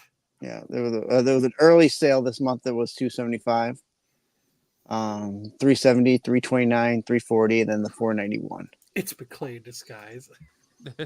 Yeah, I mean, there's no fire emojis on some of these, but you know there are. I don't. Tyson says count over 350. Counter with more than what you got it on there for. 425. That's what I say too. But Yeah. do they really on eBay? Do they? Like, I know that works for like comic book shops, but like, does that really work? On eBay? I've gone back to sellers if they gave me a deal, but You're already giving him a deal with free shipping. yeah, Look at most of these books, it's like $375 with $17 shipping. Yeah. Like he's already cutting you a deal with Yeah, that's the 20 shipping. I do bucks. almost all my books free shipping. I know it's business. That's all I'm saying. Like the dude isn't. If the dude's gonna waiver over $25, unless it's Matt, and then he charges them shipping. I I don't charge charge Matt him. double. I I charge Matt. I charge Matt to drive to me yeah. and pick it up. Waste your fucking gas. But this is where I sit with it. Mhm. Do I try to haggle a little bit and then not make the sale, or do I just make the sale? Like now I know I have a sure thing. Hmm. You're just playing the game, man. Do you buy a new car for sticker price? No. I mean, I think you got it at a decent price as it is. So It says give a little bit. Give a little bit gives buyer a satisfied feeling. Yeah, but you're already cutting them a break. Terry's 300 arguing plus pretty hard. I think it's three. his bid. That's what I kind of agree with. Brian J, how long of a wait though?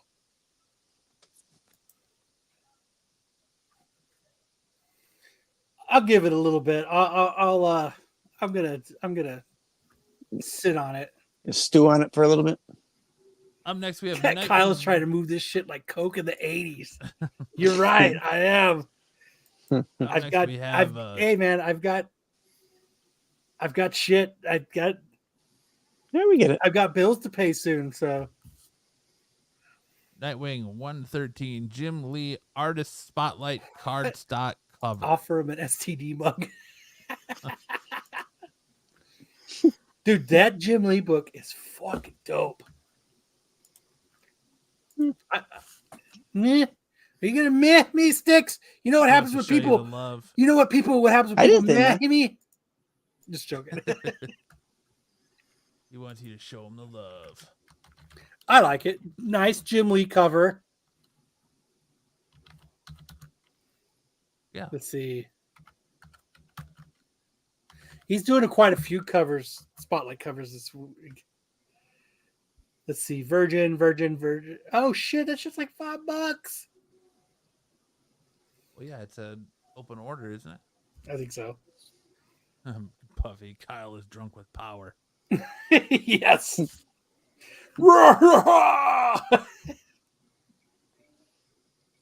Shit, I'm gonna buy that book right now. We have Army of Darkness Forever, number 7, 20 copy Sundam Virgin cover.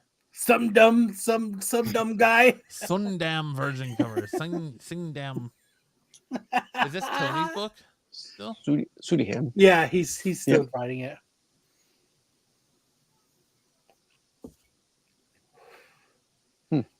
That's a good cover. I mean, you got Kyle Montana you got Ash on there with all the with the zombie ladies. suits with zombie ladies. Hell yeah! Yeah, I think it's a cool fucking cover. Buy this one too. I like when he does the zombie style. Hell yeah! Welcome to S Mart. Shop smart, shop S smart. Yep. Then we have Wicked Tales number 1. The Gypsy Della cover. Delia cover. Delia.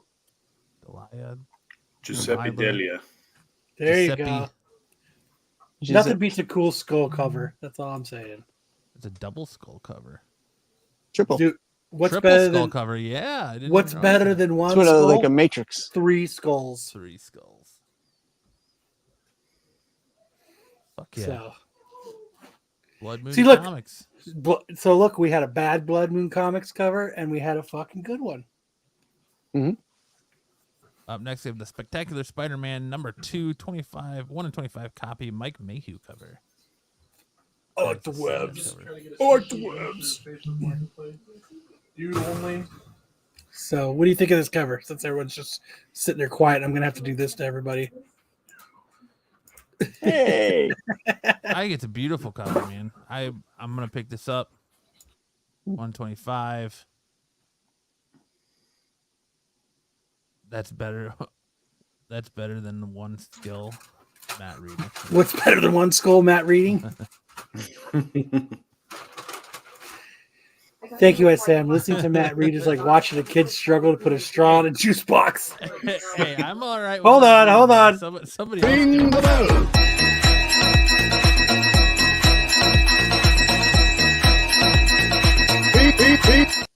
Bri gets his bell. I don't care. Someone else can read. I'm all good with that. No. I like Come on, Play Matt. my role.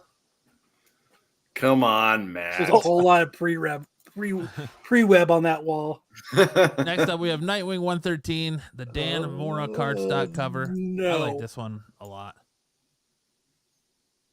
I like the Robin becoming Nightwing. I really like this cover. This might be the cover I get over the Jim Lee. That happened in Tales of Teen Titans 44, not in Nightwing 13. What? Robin became Nightwing. No. I'm talking about the cover of 113. Then we have Matt, Quick your Stops. reading mixed by Saturday night. Well, that's good, Buffy. Quick Stops number 2. Quick Stops 2 number 4. That's good. I like this cover. This is a badass cover. You know what? That one, just because he was so nice, So heartfelt. it deserves this.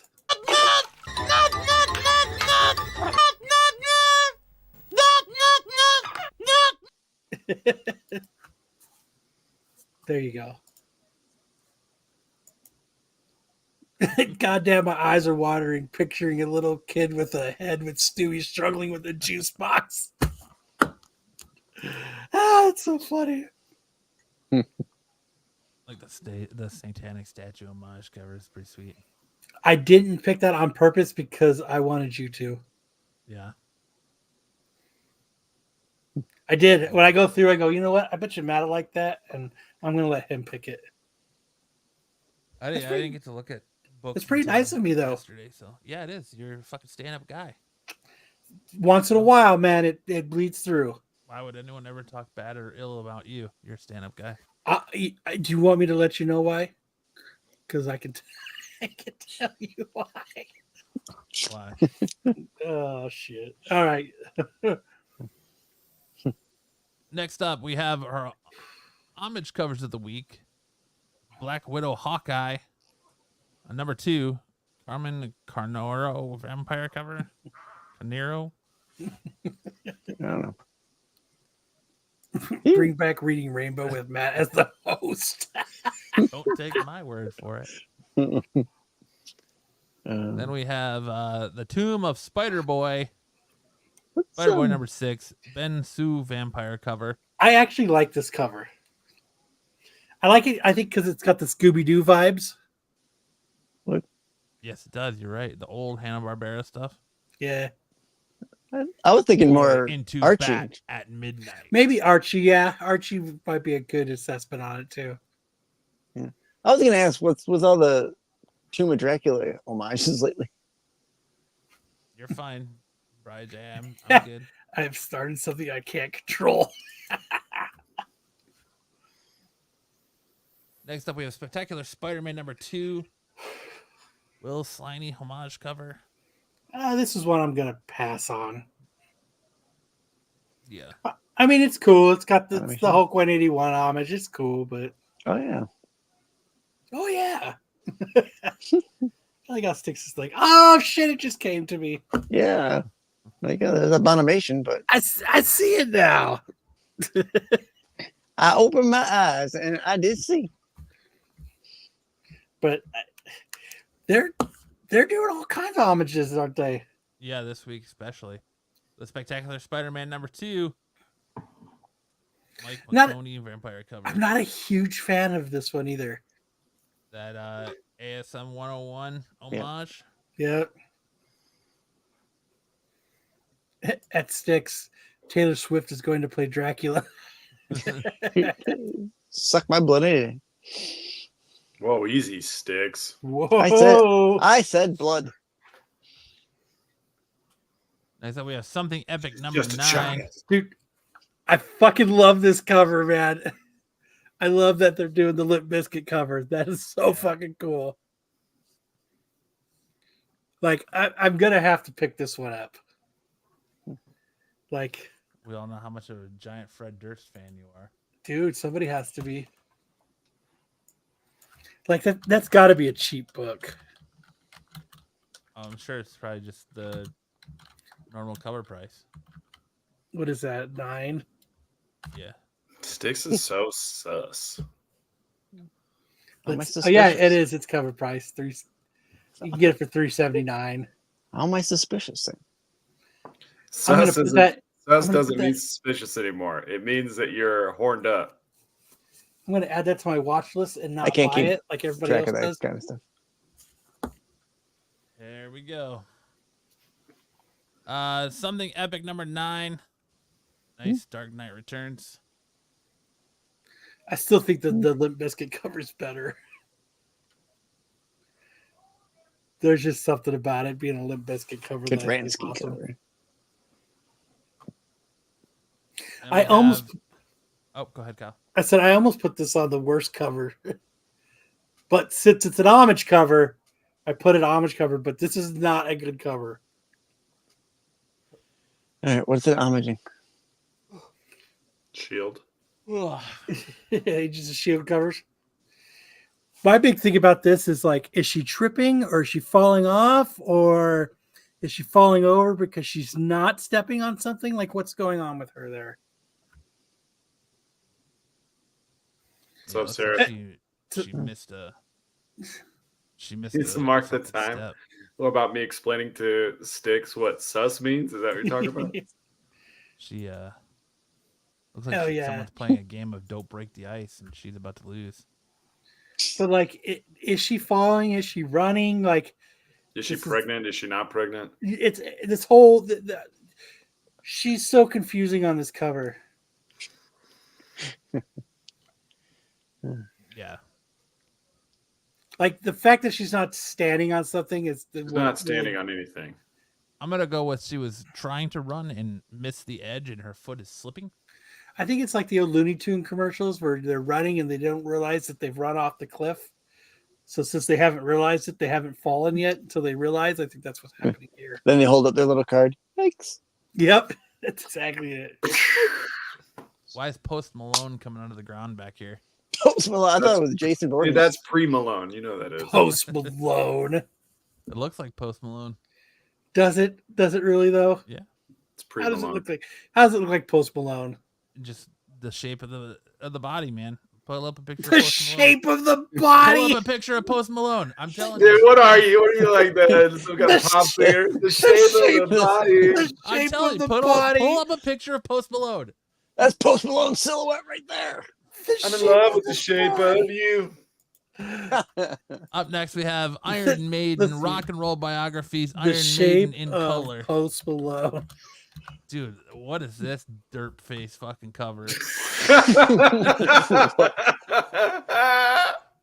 It reminds me of this. Reminds me of this reel of these two guys. They're just like trailer trash dudes. They're like standing back to back, and they're like, "I pity whoever has to mess with us." And Two they're- arms and right? two legs. Must be Post Malone. I sent that video to Kyle because he's never seen it before, so I sent it to him the other day. I can't remember Kyle, what what we was were your talking reaction? about where I was like, it looks like that. I like this because those old rock and roll biographies were so awesome back in the day. Mhm. Biographies. Yeah, Biographies. yeah. Right. I Biographies. get shit for everything I say, but nobody wants to give Kyle shit for saying biography. Biographies. Those biographies were awesome. Okay, wait, hold on. Let's see. Pretty soon. Pretty soon, BK. Matt, I pity whoever has to mess with Yeah. us. Yeah. Right? You think? So is it this one that makes it look like Post Malone? There's right there. It's this one right here up at the top. In the This black one? and white. Third one in. one in. Dude, That one. tell me that ain't Post Malone. You know what? I think Matt's onto something though, Kyle. I think he's got something. I don't think so. I think more Just Michael Myers than I did Post Tell Malone. me that ain't Post Malone. That is not Post Malone. Oh, dude, you like hide it. Can't let everybody see. Post cover. Post cover. Ah! Look at this guy. I will tell you. Oh my gosh, what is that hat? Phenomenal night. I don't got it. We're 2-0. I don't have it. I got to go back out to the bar. We're at the charity event. I just want to stop by and say 2-0. Drip phenomenal tonight. Good job. You guys have a great show going on.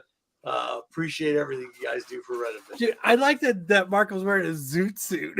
I got it. I'm just a small town comic book man. Full drip. Let me turn it on. I ain't gonna turn on. Let him go out the bar. I'm just a small town comic book He's got lawyer. pink pants on. I thought he was doing his Kingpin cosplay. No, all Tommy Muhammad, Lynn, my friends. That's all I do. Good drip, Derby. Good, very good charity event tonight. But You look like you're trying to find out what happened to that plane full of drugs. You're right. Yeah. Absolutely. It looks good though. It looks good. I appreciate your jealousness. Escobar Marco You look like Marco Escobar.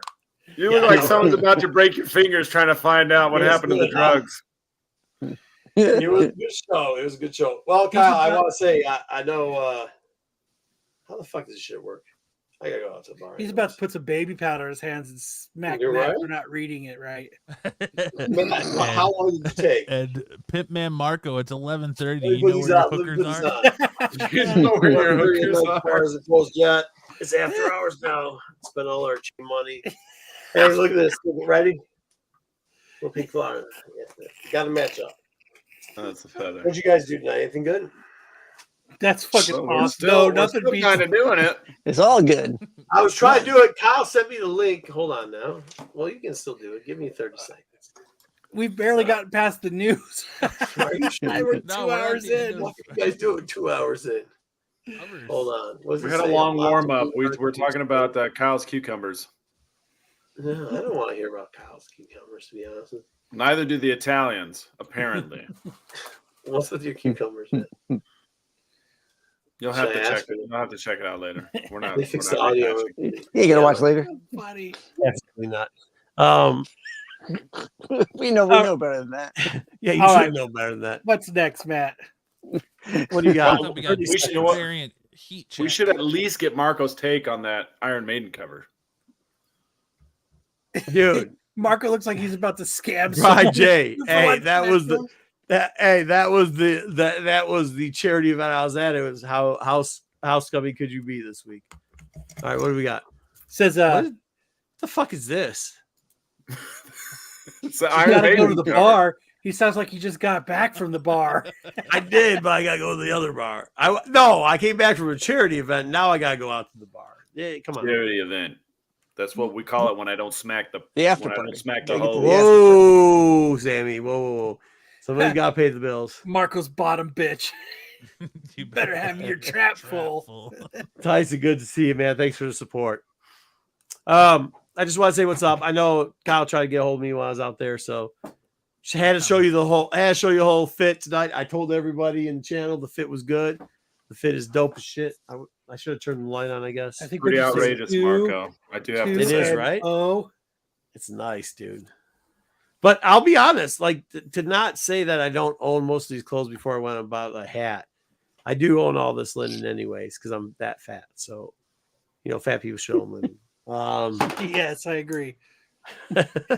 Hey, I love your shirt, by the way, Kyle. It's my brother. Yeah, good job, 2-0. I'm jealous that he didn't need glasses and I do. All right, guys, I love you. I gotta get out to the bar. I gotta go say hi to some people, shake some hands. So, have All a right, good night. later. All right, I just want to Later, say Marco Escobar. Good seeing you, Marco. hi. Thank you very much. Right? Hey, if they didn't know, now they know. I'll see y'all later. He looks like Waltz in Tarzan. We got a fucking appearance by the Kingpin right there. That's Right? Dude, Fucking he what? was hammered. It's awesome. Yeah, he was. He's a about- little- He's about to go out and beat up Daredevil. he was a little lit up. Nothing wrong with that. All right. Variant heat check time. Time. I thought I had an intro for this. Maybe I don't. He's not going to the bar. He went Yeah, you home do. first. Yeah. You Do just I did. have one? Oh, there it is. Oh, You just did. had Terry ring the bell.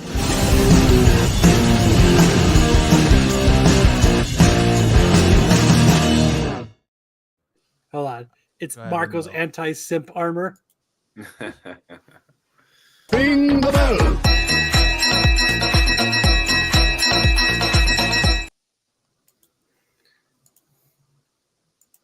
Got to make that money first. When you get the money, you get the power. Then when you get the power, you get the women. Always All a right. good. He must have been playing the SNS drinking game. All right. First up, we have Darkwing Duck number 1, the 1 in 10. The Duck Knight returns raw, sold for $150 on 4/9 of 24.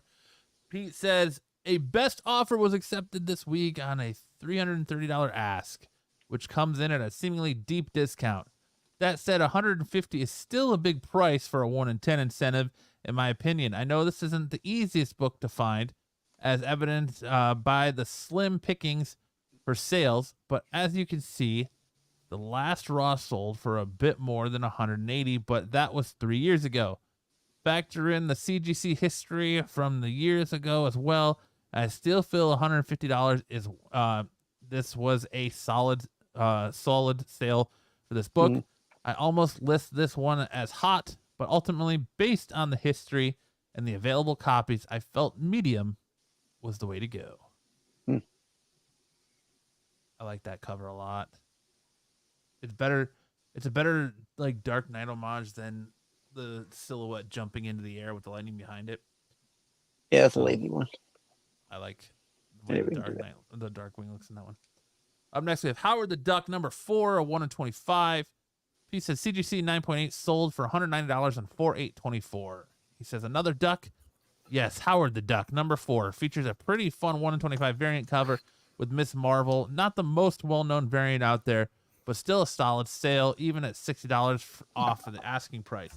Especially when you compare it to the previous sale for 9.8 only a few months ago. Looking at the history of this book has had a roller coaster ride, but right now it seems back on the way up, confirming my grade of it being a fire. If those available copies move, they were asking this could have found its way to nuclear. I like all the Avengers being ducks. The Duck Vengers. The Duck Vengers. Now we're rolling into Vampirella 1 in 50. CGC 9.8 sold for $700 on 4/8/24. A piece that at first glance, this looks like a 2K sale, which would be nuclear. But when you dig, you will find that this was actually a best offer of $700 accepted on that tall ask. The other listing must not know that must not know it was accepted, as they were looking for 2K, hoping FOMO will get the next buyer to bite. Fire cover. Fire cover.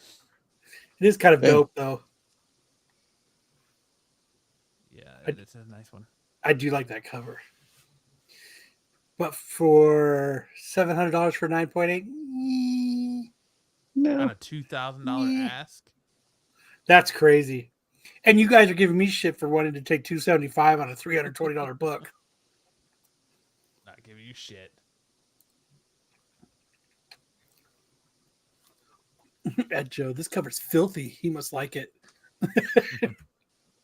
Next up, we have Wolverine number 1 retailer variant. CGC 9.8 sold for $5,049 on 4/7/24. I was only 2 weeks. It was only, or I was only. I think he said meant to say it. It was only 2 weeks ago that this sold for over 10K and was a hot sale. Now at auction, the CGC 9.8 sold for half that price. Is that other buyer kicking themselves now? Probably.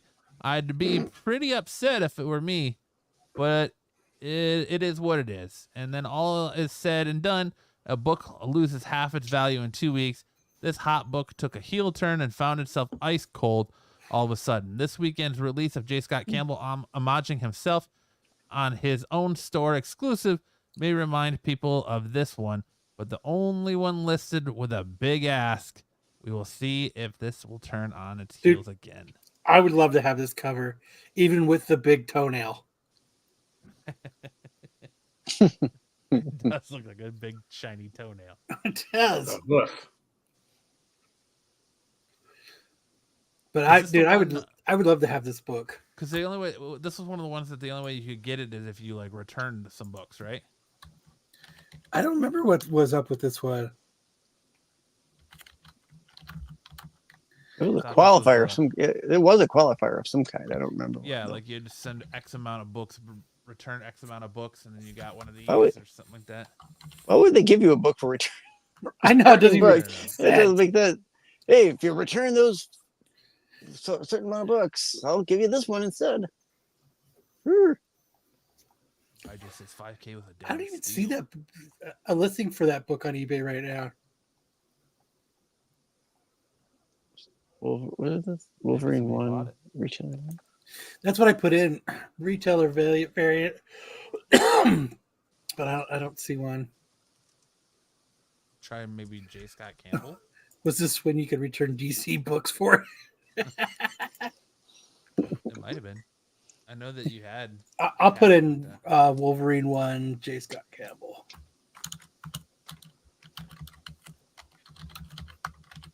It's weird with eBay now. You really have to be pretty specific now. Yeah. Dude, people have that those fucking things up for $150, the sets that came out today. Here's one that's going right now. It's a bid. It's at $57 from Mexico. Here's another raw one for $400. Oh, you're sharing my screen. Shit. Oh yeah. CGC. According to this site here, it says this issue could only be obtained by retailers by sending in 50 covers from a specific list. If you want it really bad, you can pay $12,000 and get it for $75 shipped from Australia. Oh yeah. The comic could only be obtained by a diamond registered dealer direct from Marvel after submitting the 50 covers by a specific date, August of 2010. Here's another one signed by Stan Lee for $12,000. Jesus Christ. Please send us 50 copies of Sleepwalker. Yeah, see, like, I don't even see any up besides stupid priced ones. So there you go. Looks like there's only 2 up right now that are graded, and they want $12,000 for them. That is fucking crazy. That is truly the I don't want to sell it, but if you're willing to pay it price, I'll sell it to you. Right. Oh, that's the mole variant. That's why. Okay, it's different. Who knows how many of these are out there, because who knows how many people actually either knew about it, or, like I said, it only was offered to diamond registered dealers. Hey, shows them packaging it. That's kind of cool. So there you go. $399. Look at that. $150 for 9.8 of the one that just came out today. $12,000. I'm watching that. I have to see what happens to that one.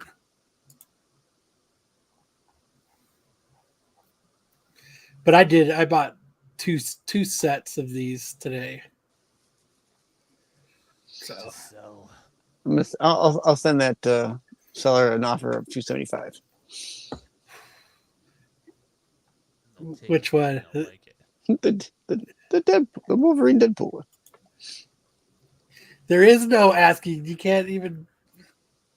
Just send him a private message. I was thinking about it. Hey, will you take $300? What's the lowest you'll go? Right. What's the lowest? Because there's nothing better than being asked what's the lowest you'll go. This one has a best offer. Maybe I'll ask. This one says convention variant, though. Oh, same thing. It's the Mexico variant. Yeah, there's not even. That's the La Mole. It's the La Mole one. Mexican. That's yeah. La Mole. All right, moving on. All right. Next up, we got first appearances of the week. You don't.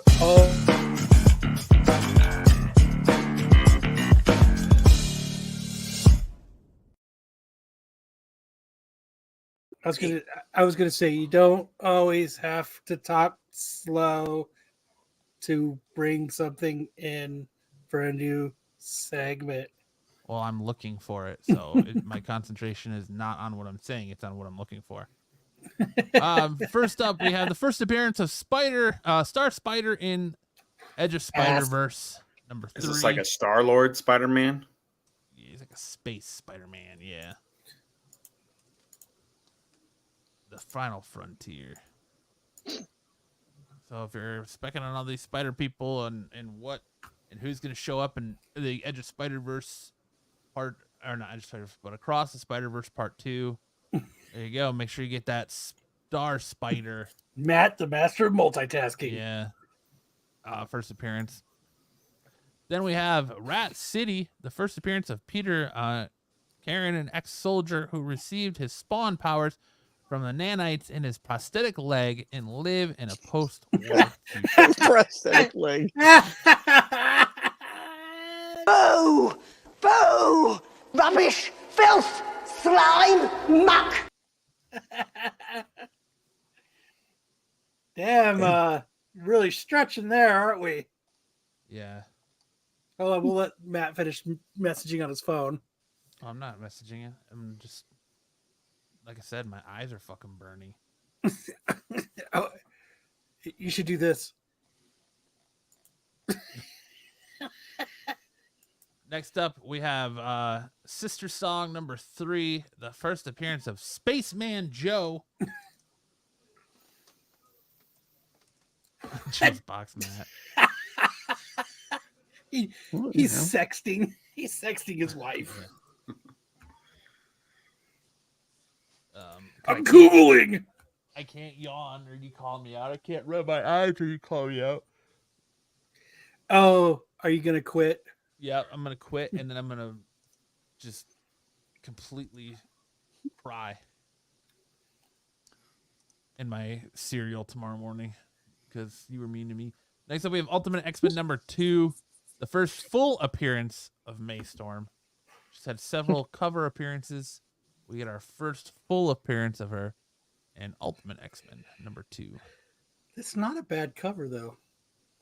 Dude, Dude, if you go on Momoko's Facebook, like, the shit she puts on there is fucking awesome. Like, I don't know why she doesn't put a lot of that shit to covers. Probably because she's overworked and tired. And that. Well, she's not American, so she's not overworked and underpaid, so she probably doesn't slouch when she's out and about in Europe. She doesn't lean. Nope. She doesn't need ice in her cup. She drinks her milk warm. Yuck. All right, that's it for this week's first appearance of the week. Make sure to run out and grab that Rat City cover and that Maystorm. Those are both probably going to be hot books. I will remember to steal my tears, Buffy. I promise you. All right, now I'm going to turn it over to Kyle for Hot or Iced. Where are they now? All right, so this week we are doing Ben Stein's list from 4/21/2023. So make sure to go check out Stein and his lists. He wrote this from 4/21 of 2023. The number 5 book that Ben Stein had was the 8 Billion G's, issue number 8, the Space Minions variant, limited to 88. So when trying to find this book, I was were this picture. So when I try to find these lists, I try to find the exact pictures that were posted. But looking, I couldn't find this exact cover with, the black with these grays and and like the black right eye with the clear right eye. What I did find was, so I didn't find anything. There was many different covers that said limited to 88. There was some of the covers that say limited to 88 look like the covers that were limited to 333. So I wasn't 100, like I had trouble on this book. Mm-hmm. So what I did, if I see how all of these that I found here all say limited to 88, but they don't look like that cover. And they're all titled Space Minions too. So Yeah. So this one was a little bit hard to research, but I mean, if that's what it is, these things people aren't really paying a lot for. Like this guy got a smoking deal for a 9.8, $38 just the other day. Yeah, about a month ago. Or 9.6, yeah. So here I found one raw for 115. Is it that same cover? So there's ones that are called like the rainbow variant. So the rainbow variants were limited. Rainbow variants were limited to 333. This one is kind of dark. So And then there's two different ones that look like, and then there's another one that's a space one that looks like the rainbow one, but it's a space one that they're saying is limited to 88. So I'm not sure if there was two of them that were limited to 88 but this is all I could really find on it were these covers. Yeah. So look, I couldn't find a whole lot. Sorry, BK. First appetia. Yeah, there's a couple that are similar, but they're dark. So I don't know. So the market, 15 total recorded sales. Highest known value in this book was CGC 9.8 on May 20th, 2023 for $275. 9.8 sold for $76 on 8/20 of 23. And then we have not had any of the sales of this book this year. The last sale was a no grade for $65 on 9/23 of 23. But again, we don't know. This is for this cover, not this one, so we don't really know. Yeah. So I mean, if anybody knows about that cover that Stein showed, like, please let me know, because now I definitely want that cover because they're like nowhere. I wonder if he pulled like pre-production art. You know how they say sometimes the art's not exactly the same. Yeah, it might have been. I mean, but that's fucking cool looking. This is a fucking badass cover. Yeah, that's like a. It looks like it might have been a foil cover, and then just the light is hitting it weird, so that it looks maybe like it looks dark, but it just looks like the light is hitting, like the scanner didn't get it quite right. Yeah. So at number 4 is the Batman Incorporated issue number 7, which Brucifer is a big fan of this character. Of Cowboys. Bronco. Yeah. Old Dusty Bronco. Dusty Bronco. So Stein said from last week was $60 to $80, while DC has wore this cover concept down. This character is a decent concept, but so many of these other ones that they have abandoned, which this was another one. They abandoned Dusty Bronco. We haven't heard from him since. But it was going for 60 to 80. What do you think Dusty Bronco could be going for now, 1 year later? $1. $1. Who? Exactly. Brucifer is a big fan of clown porn. Shit. Dusty Bronco was a force to be feared. So, I mean, what's it go for now, Matt? Right now, about $62, or as low as $25. So it looks like the last sale November or March 9th was a best offer. They had it up for $39.75. So this book has, I mean, they've got one person's got 25, another person, this dude from UK's got 62, another dude $60. So well, they had it at 53 and then dropped it to 39 and then accepted a best offer. So I'm guessing $25. It's probably, yeah, with that ratio. That would be ratio. Yeah, that's what I'm assuming is they took it for $25. So, but that is that one. Yes, that one has dropped in price from a year ago. Matt is wearing that outfit after tonight's fireworks. What fireworks? What did I miss? So the number 3 book. Yeah, so this had a total recorded sales of 13. Highest known value on May 21st, 2023 was for $140. Last raw no graded sale was for $40 on 3/9 of 24. Yeah. So the number 3 book that Stein had on his list was Hallows Eve, issue number 1, the second print, the 1 in 25 Stephanie Hans. Stein said $75 to $100. I'm not the biggest fan of those second print incentives, but I do enjoy rare books, and this one might be tough to find down the road. Do you think it was tough to find down the road? Do you think it's still 75? I mean, most of these books are lower. There's a few that averaged out, but I think this one dropped dramatically. Sticks? Yeah, Well, Thank you for coming back to pay attention to the show. I am paying attention. I was still looking for that book. I think it dropped a little bit, probably not much. I don't think it went down too much. His mind Sam? is still on Dusty Bronco. I'm gonna say it stayed about the same, $75. All right, what do we got, Matt? Whoa! So it looks like there's a few people. One person's very bold at 129. Two people got it up for about $50, but the last sale, February 24th, was $23. And that was a bid. Yikes. Those were bids. Yikes. Hallows Eve #1, Virgin, Rare, Hans, 125, Virgin, or Variant, Near Mint, Gem. Wow. I don't put anything like that in my. I don't put emojis. I don't put wows. I don't put. Maybe that's why my books don't sell as fast as other books, because I don't put those fire words in there or nothing. But Do you think there's people who just have like a search engine that just has like the fire emoji in there, and every time something with a fire emoji comes up, it pops up on their list? Sticks was dreaming of a time when there was no printing presses. Stone tablets was the best. Yeah, so we had 50 total recorded sales. Highest known value, this was CGC 9.8 on July 28th, 2023 for $60.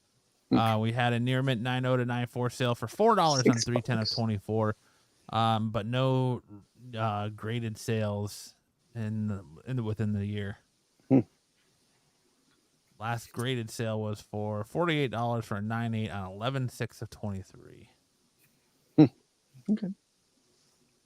so at number 2, Stein had Star Wars Yoda issue number 6, the Tashika Okazaki 1 in 25 cover. And he said $50 to $65. The color palette is the big winner on this cover. Yoda has much different facial expressions than Grogu. It's a fucking cool cover. Yeah, Yoda's better than Grogu. Yeah, cool. So 50 to 65. I mean, a year later, what could this book be actually be going for, you guys think? 50. Think it's staying the same? Yeah. That's right, Buffy. I mean, it's a cool cover.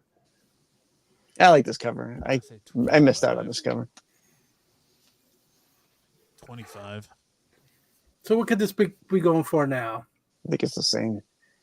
So some people have it up for $12, other people have it up for $50, but it looks like it's going for around $30 now. So it's actually I'm good for 12. if you really want to pick this cover up, it looks like it's pretty affordable now, Sticks. We'll go get that $12 cover. Don't be Go get it, cheap. Sticks. Don't be cheap. I'll I be mean, cheap. It's got 5 bids. It's still got 2 days left. So Oh, it's a bid. Yeah. I'll still watch it. 84 total recorded sales. Highest known value on this book was a CGC 9.8 on July 12th, 2023 for $170. We do have some raw near mint plus sales for $50 on 2/12/24. A near mint 9.094 sold for $34 on 3/24/24. Then you had a no grade sell for $34 on 4/3/24. Last CGC 9.8 was sold for $110 on 2/3 of 24. So, yes, a $60 drop in price. But So it if looks this like is a you book- definitely grab one up if you don't have it already, Sticks. It's time Yeah. to put this in your collection, Sticks. I agree. He's feverishly looking right now. The number 1 book that Stein had from last week was Grindhouse Drive-In Bleed Out, issue number 5. He said, now $50 to $75, Nicki Minaj and 50 Cent. Okay, what about the Bad Buddy Project or any of the other entertainer projects recently that fizzled quickly? Tread lightly here. And I think this one dropped hard. I'm gonna have to agree with 100% with Stein on exactly what he said. He, if you want to show it, it's or not. It doesn't matter. There's a few up on there. One for 29, 2 for 35. There has been no recent sales of this book, so people are not looking for this book. Yeah, it had 52 total recorded sales. Highest known value was on April 6th, 2023 for $92 for a raw. There have not been any movement on this book this year at all. The last copy of this sold was a no grade for $60 back on 2/10/23. So people aren't looking for this book anymore. And I suggest none of you do it either. And now we stick with Kyle for Tales from the Spinner Rack. I am going to talk slow from now on. Oh. Hey. Don't talk that slow. I'm waiting for the drama segment. I'm waiting for it. Oh, God. Okay, so last week I did Magneto, Uncanny X-Men 150 versus Wolverine issues 90 to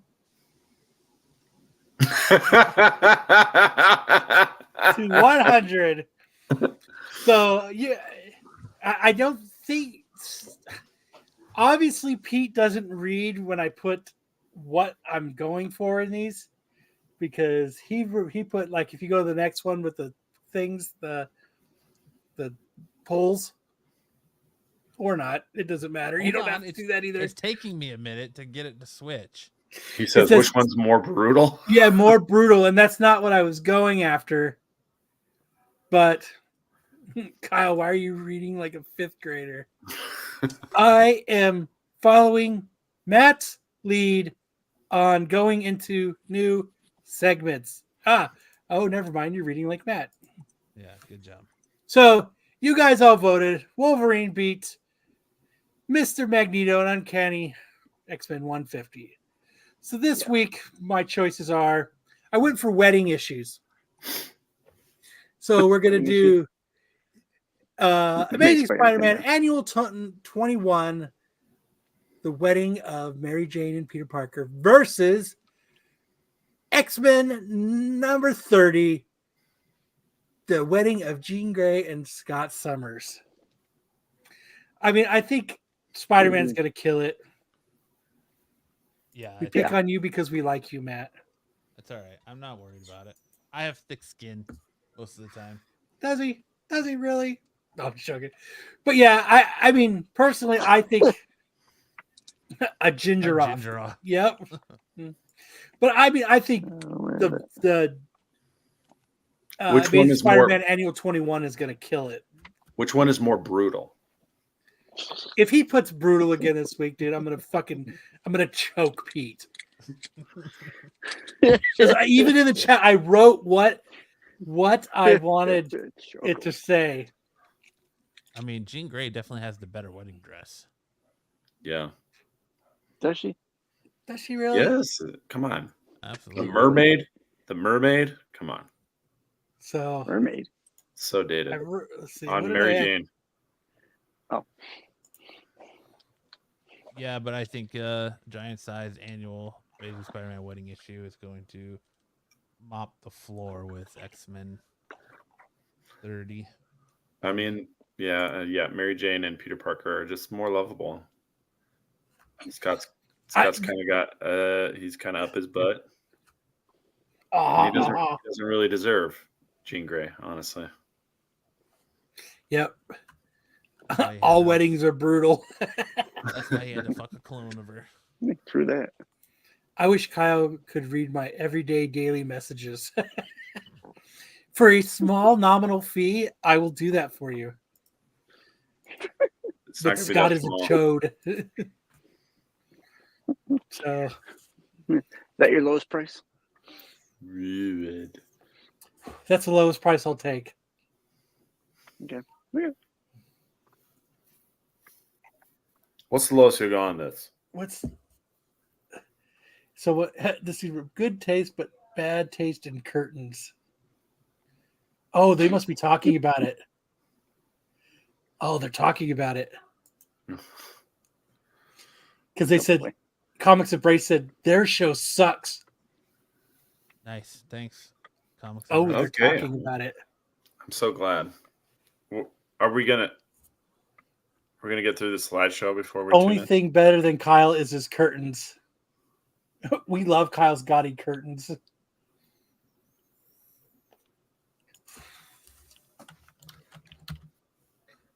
Hold on. Anyways, yeah. Moving on to everyone's new favorite game, Hollywood Assholes.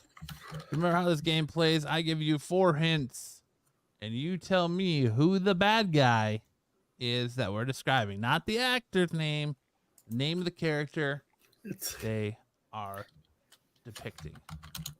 See, that was what my hang-up was the first time around. Yes, I'm Character versus clarifying it actor. now for you. Is that the black and white Mario Brothers Fireball No, it's not. pixelation? It's just a pixelation. Looks like a fireball. Hold on a second. That would have been funnier. See, What like, are we holding on for, Kyle? Go ahead and do that. Hold on a second. He's checking out the segment because they're talking about him. I know. All right. The first one has not been out of their bed since Grandpa Joe. 1946. You motherfucker. Opportunistic. Easily excitable. Thinks theft is cool. Yes, Grandpa Joe. You had me at has not got out of his bed since 1946. This fucking you motherfucker. He's the real villain. He's the villain. Yes. Ugh. And then next up is get more slaves in order to become the racist and most powerful slave owner he can. Overly affectionate towards his siblings. Gains 1,200 or 12,000 for businesses. Goes by Mansoor. Mansoor. This is making me think Django Unchained. Leonardo DiCaprio's character. Do you know What's his his name? name? Mansoor. I don't know the guy's name. I'll give it to you. You're right. Calvin Candy. Okay. Django Unchained. Are you talking about me?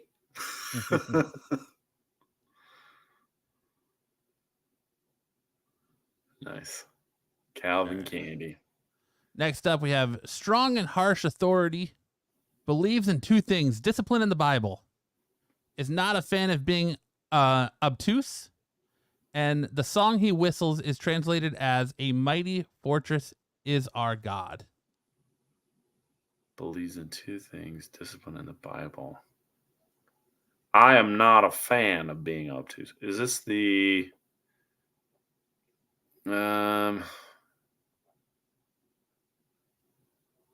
mighty fortress is our God? I'm thinking this is the drill sergeant from Full Metal Jacket. Is that what it is? We already Not did even close. We already did that one. Oh. He did that one. He already did that one. That was Platoon, by the way. Discipline in the Bible. Jeez, I have no idea. Anybody People in the chat are saying Book of Eli, but he was That's not the what villain. I was thinking, but that wasn't the discipline in the Bible. That didn't match up. Is it Kiefer Sutherland's character from or in a movie Black Eyed? No, A Few it's Good not. Men? No. Any more guesses? I think we're good. I don't think anybody else is going to get it. Warden Samuel Norton from Shawshank Redemption. Oh, Shawshank. what a great movie. He's great in that role too, by the way. Really is. All right. Next one. He's a master of basic dog psychology. Robs banks in order to fund his dangerous and exciting lifestyle. Thrill-seeking anti-villain. Use his skills in his group in order to disrupt the activities in the worldwide financial market. Master of basic dog psychology. Brian J. Nutty Professor. Master of basic dog psychology. Oh, sure. It's just a basic dog psychology. Is this Gru? Is this Gru? Hey, good job, Joe. Joe got it. No, he didn't. What? No, it's Bodie from Point Break.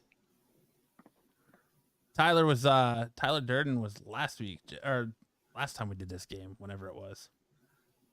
But that is Hollywood Assholes. Hope you guys enjoyed. And now we'll do Movie Wars whenever Kyle comes back. He ain't coming Actually, back. you know what? Kyle's doing that. Let's go ahead and I'm gonna hide this real quick. Sticks, do you want to do I'll be plug it right now. back. Give me. do you want to go ahead and do yeah, go do what you gotta do. I'll be Do you right want to do back. Time Tunnel Sticks real quick? I'm gonna load it up right now. All right. I'm coming in. So this week for Time Tunnel, well, last week I got kind of stopped out. Kyle doesn't know how to use Canva. So this week I'll try and do it on mine. So I decided to do anniversaries for movies that came out this month throughout the years. We got double sticks. You got double sticks again. Oh, hold on. Mute. Okay. Okay. I know when you're ready, Sticks. Yeah, I'm coming. Kingdom of Nerds gifted 10 Renovision memberships. I should make it easier next time, Bride J. I mean, I thought it was pretty easy. Time Tunnel. There it is. But All right. Am I in there? Do you see it? yeah. No. Share screen only. There. That's So what you need got, to make share it big? screen only, Sticks. Yep. Okay, you need to. I know. I think that. Shit, I don't want that one. Hi, Matt. You want that one, Sticks? Do it. Hold on. Let me go back to StreamYard. You should be able to bring it up. Not this. Not this. What are you doing? That's good. The hell? What are I you hate doing? this- hate this laptop. What are you trying to do, Sticks? I'm trying to. I've got it on share. See the shared screen. My guy. Can you not just do present? You're killing me, Sticks. There you go.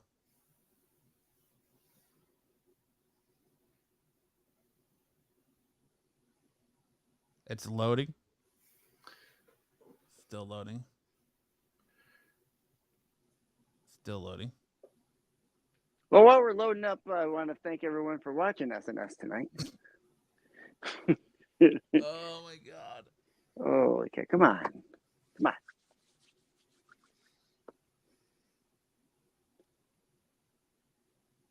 All right, I'm trashing this laptop. I don't know what's going on. Fucking laptop. This laptop is getting thrown. It's Holding not our even that breath. old. It's not even that old. So, let me do a thing real quick while you're doing that, Sticks.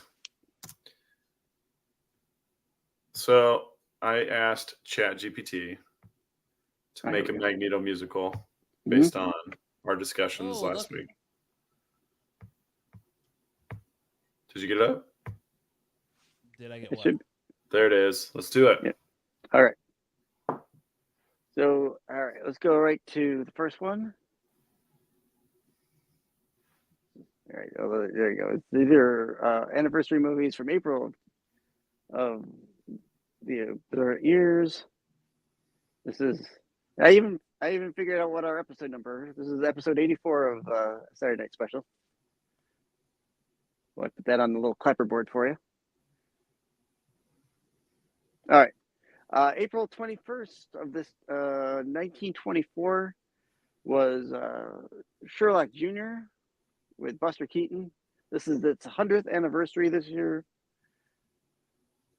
There was no box office numbers for this. They didn't do that back then. So that's the 100th anniversary for that movie. Up next, the 90th anniversary of Tarzan and His Mate from April 20th, 1934, starring Johnny Weissmuller. I've watched this one. This is not a bad Tarzan one. There's some better ones, and there's some worse ones. This is one of the better ones. 80th anniversary of CoverGirl, starring Rita Hayworth. This is one of her first movies to have Rita Hayworth in it. April 6th of 1944. This will go kind of quick because it's not too much to go through. This is the 70th anniversary of The Seven Samurai, directed by Akira Kurosawa. April 26th, 1954.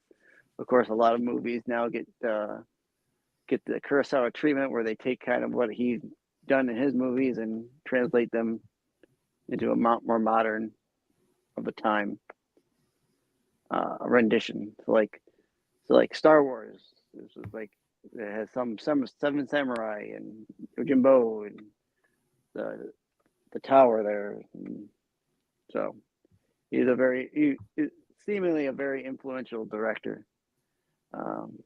Now, 60th anniversary From Russia with Love for James Bond, starring Sean Connery. We finally get some box office numbers. Domestically, this movie made $24.5 million, a little more dollars at the box office. There was no, they didn't have a worldwide reading at that time. April 8th of 1964, this one came out. Some great pictures there. You get the bondage. You get the lady in the long dress. That's kind of an interesting poster. 45th anniversary of Mad Max from April 12th of 1979, starring Mel Gibson. Mad Max got a worldwide gross of $8,773,000 there. It was limited release from what I remember reading, so it didn't have as much. It was released in Australia and here and a couple other overseas spots, so it was not a huge box office, but as we know over the years, Mad Max has become kind of cultish, and it spawned some more sequels, and from that even a kind of a redo in the Furiosa sets. 30th anniversary for Friday the 13th, the final chapter, April 13th of 1984. This movie had a domestic gross of $32,980,000. I didn't put down what it cost to make it. I think it was like 18 million to make the movie, so it doubled up on its money. I might be wrong, but I think that's what I read. Up next, 30th anniversary. I like watching this movie every once in a while, not like religiously, but Four Weddings and a Funeral from April 15th, 1994. This had a worldwide gross of $245,700,000. At this time, Hugh Grant and even Andy McDowell were pretty hot commodities for the movies. 20th anniversary of 13 Going on 30, starring Jennifer Garner. This is definitely a movie I watch every once in a while. I always find this great. Worldwide gross of $96,458,000. I don't know if I heard talk about making a sequel. I hope not, because this one's pretty good self-contained movie. I like it. 15th anniversary of Fast and Furious. This is the fourth one, right? Fast fourth and Furious. Yes. Yeah. April 3rd of 2009, of course, with Vin Diesel. Worldwide gross of 360,400,000. It was just not the last. This is not the last one with Paul Walker. It's the next one, correct? Yep. Right. Okay. So it's a not bad franchise. What do you guys think? Is this a good franchise, or has it gone downhill? It's dynamite. It's dynamite. Okay. 10th anniversary. Captain America and the Winter Soldier, April 14th of 2014, had a worldwide grossing of $714,400 plus dollars. Aside from the first Captain America, the first Avenger, I think this is one of the other better Captain America movies as far as Marvel went. And that's it. Hey, way to go. It's been a long day. Killing it, Sticks. Good job. Thank you, guys. All right. What should we do now since Kyle is abandoned our fucking show to go on another show? Did you go over there? My God. Okay. Go Yeah. ahead and go to Movie Wars, I guess. Kyle's still doing baseball movies we all love. Last week we had The Sandlot versus Major League. And you guys all voted for The Sandlot, 75 to 25 with 114 votes.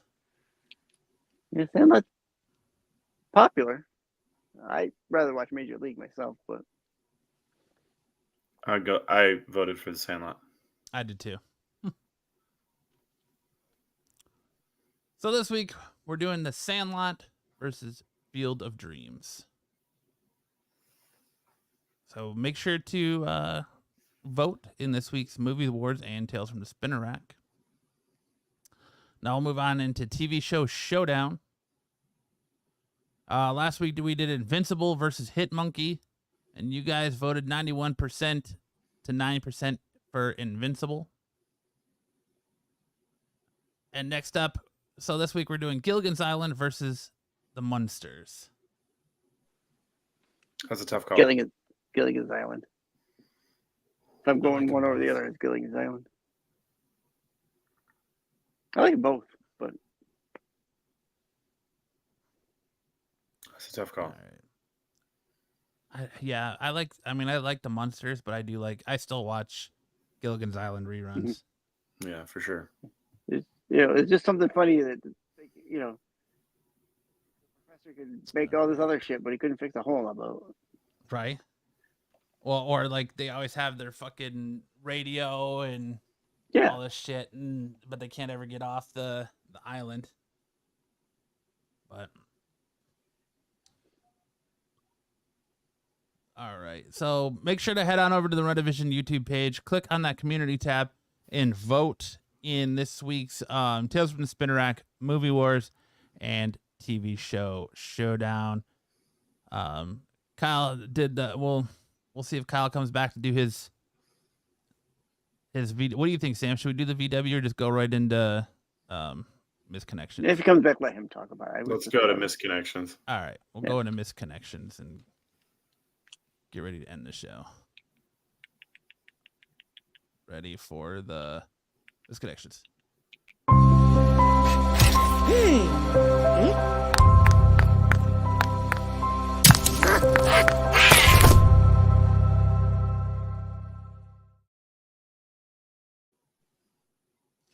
All right. Who wants to start us off tonight? I'll do it. Mr. Painter from Santa Monica. Need another room painted with your personal paint? that found its way all over me, including my face. Blech. Oh my God. This whole funny. ship would look like a Jackson Pollock. Yeah, that's fucking ridiculous. Need another room painted with your personal paint that found it all over my. Oh, dude. Yikes. Santa Monica. Ain't going there anytime soon.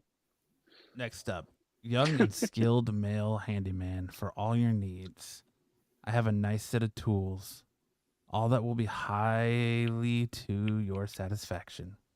Hole filling with my special homemade adhesive, or just any services. I come to you and take care of your issues, no questions asked. I'm only taking female clients at the moment. Love to help a mom who doesn't have a hand at home. Dude's MILF hunting. Yeah, he is. Dude's Sick. MILF hunting. He's just out there performing a humanitarian service right there. Craven the Hunter. Craven the Hunter. Craven the Hunted. All right. Next up, you're up, Sam. Or I mean, Sticks. All right. Missing my stepson, Santa Barbara. Mature male here looking for a stepson, 25 plus. Do you want your dear old dad to come over sometime and for some quality father-son time? This is weird. Dude, Dude, these people are weird. what the actual hell? Okay. No. Again, Santa Barbara. We'll be going there anytime soon. Stay Yeah, out of stay Santa away from Barbara. Santa Barbara. Yeah. Sam, you want to take this one?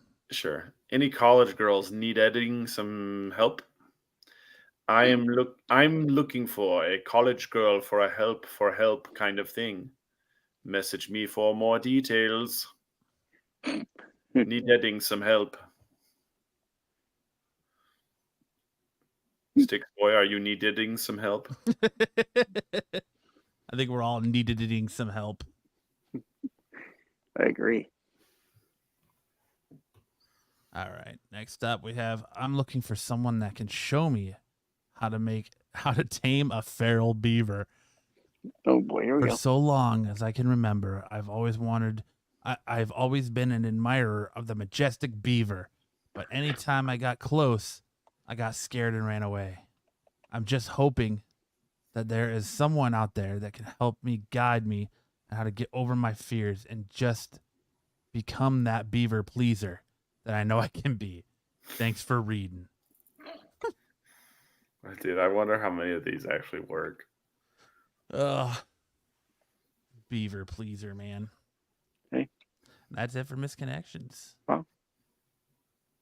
I think that's it for the show because Kyle is still He's Kyle, still, on another he's show. still on his walkabout. Yep. He's still dream walking. Yes, he is.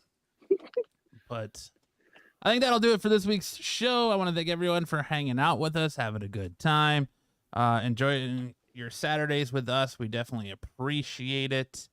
Anything else you guys want to cover before we go? I love you guys. You guys are so great. Just you guys are check out all the fantastic. other shows on the channel throughout the week. Yeah, make sure to check out the Star Wars show tomorrow night, the tax show on Wednesday night, Olive Peace shorts. Make sure to check out the Hot 10 Fridays, followed directly by the Qualified, and you'll find yourself right back here next Saturday for an all new episode of the of Saturday Night Special. Jesus Christ. Yeah. What are you gonna do? All right. See everyone next time. Deuces. Either you've got me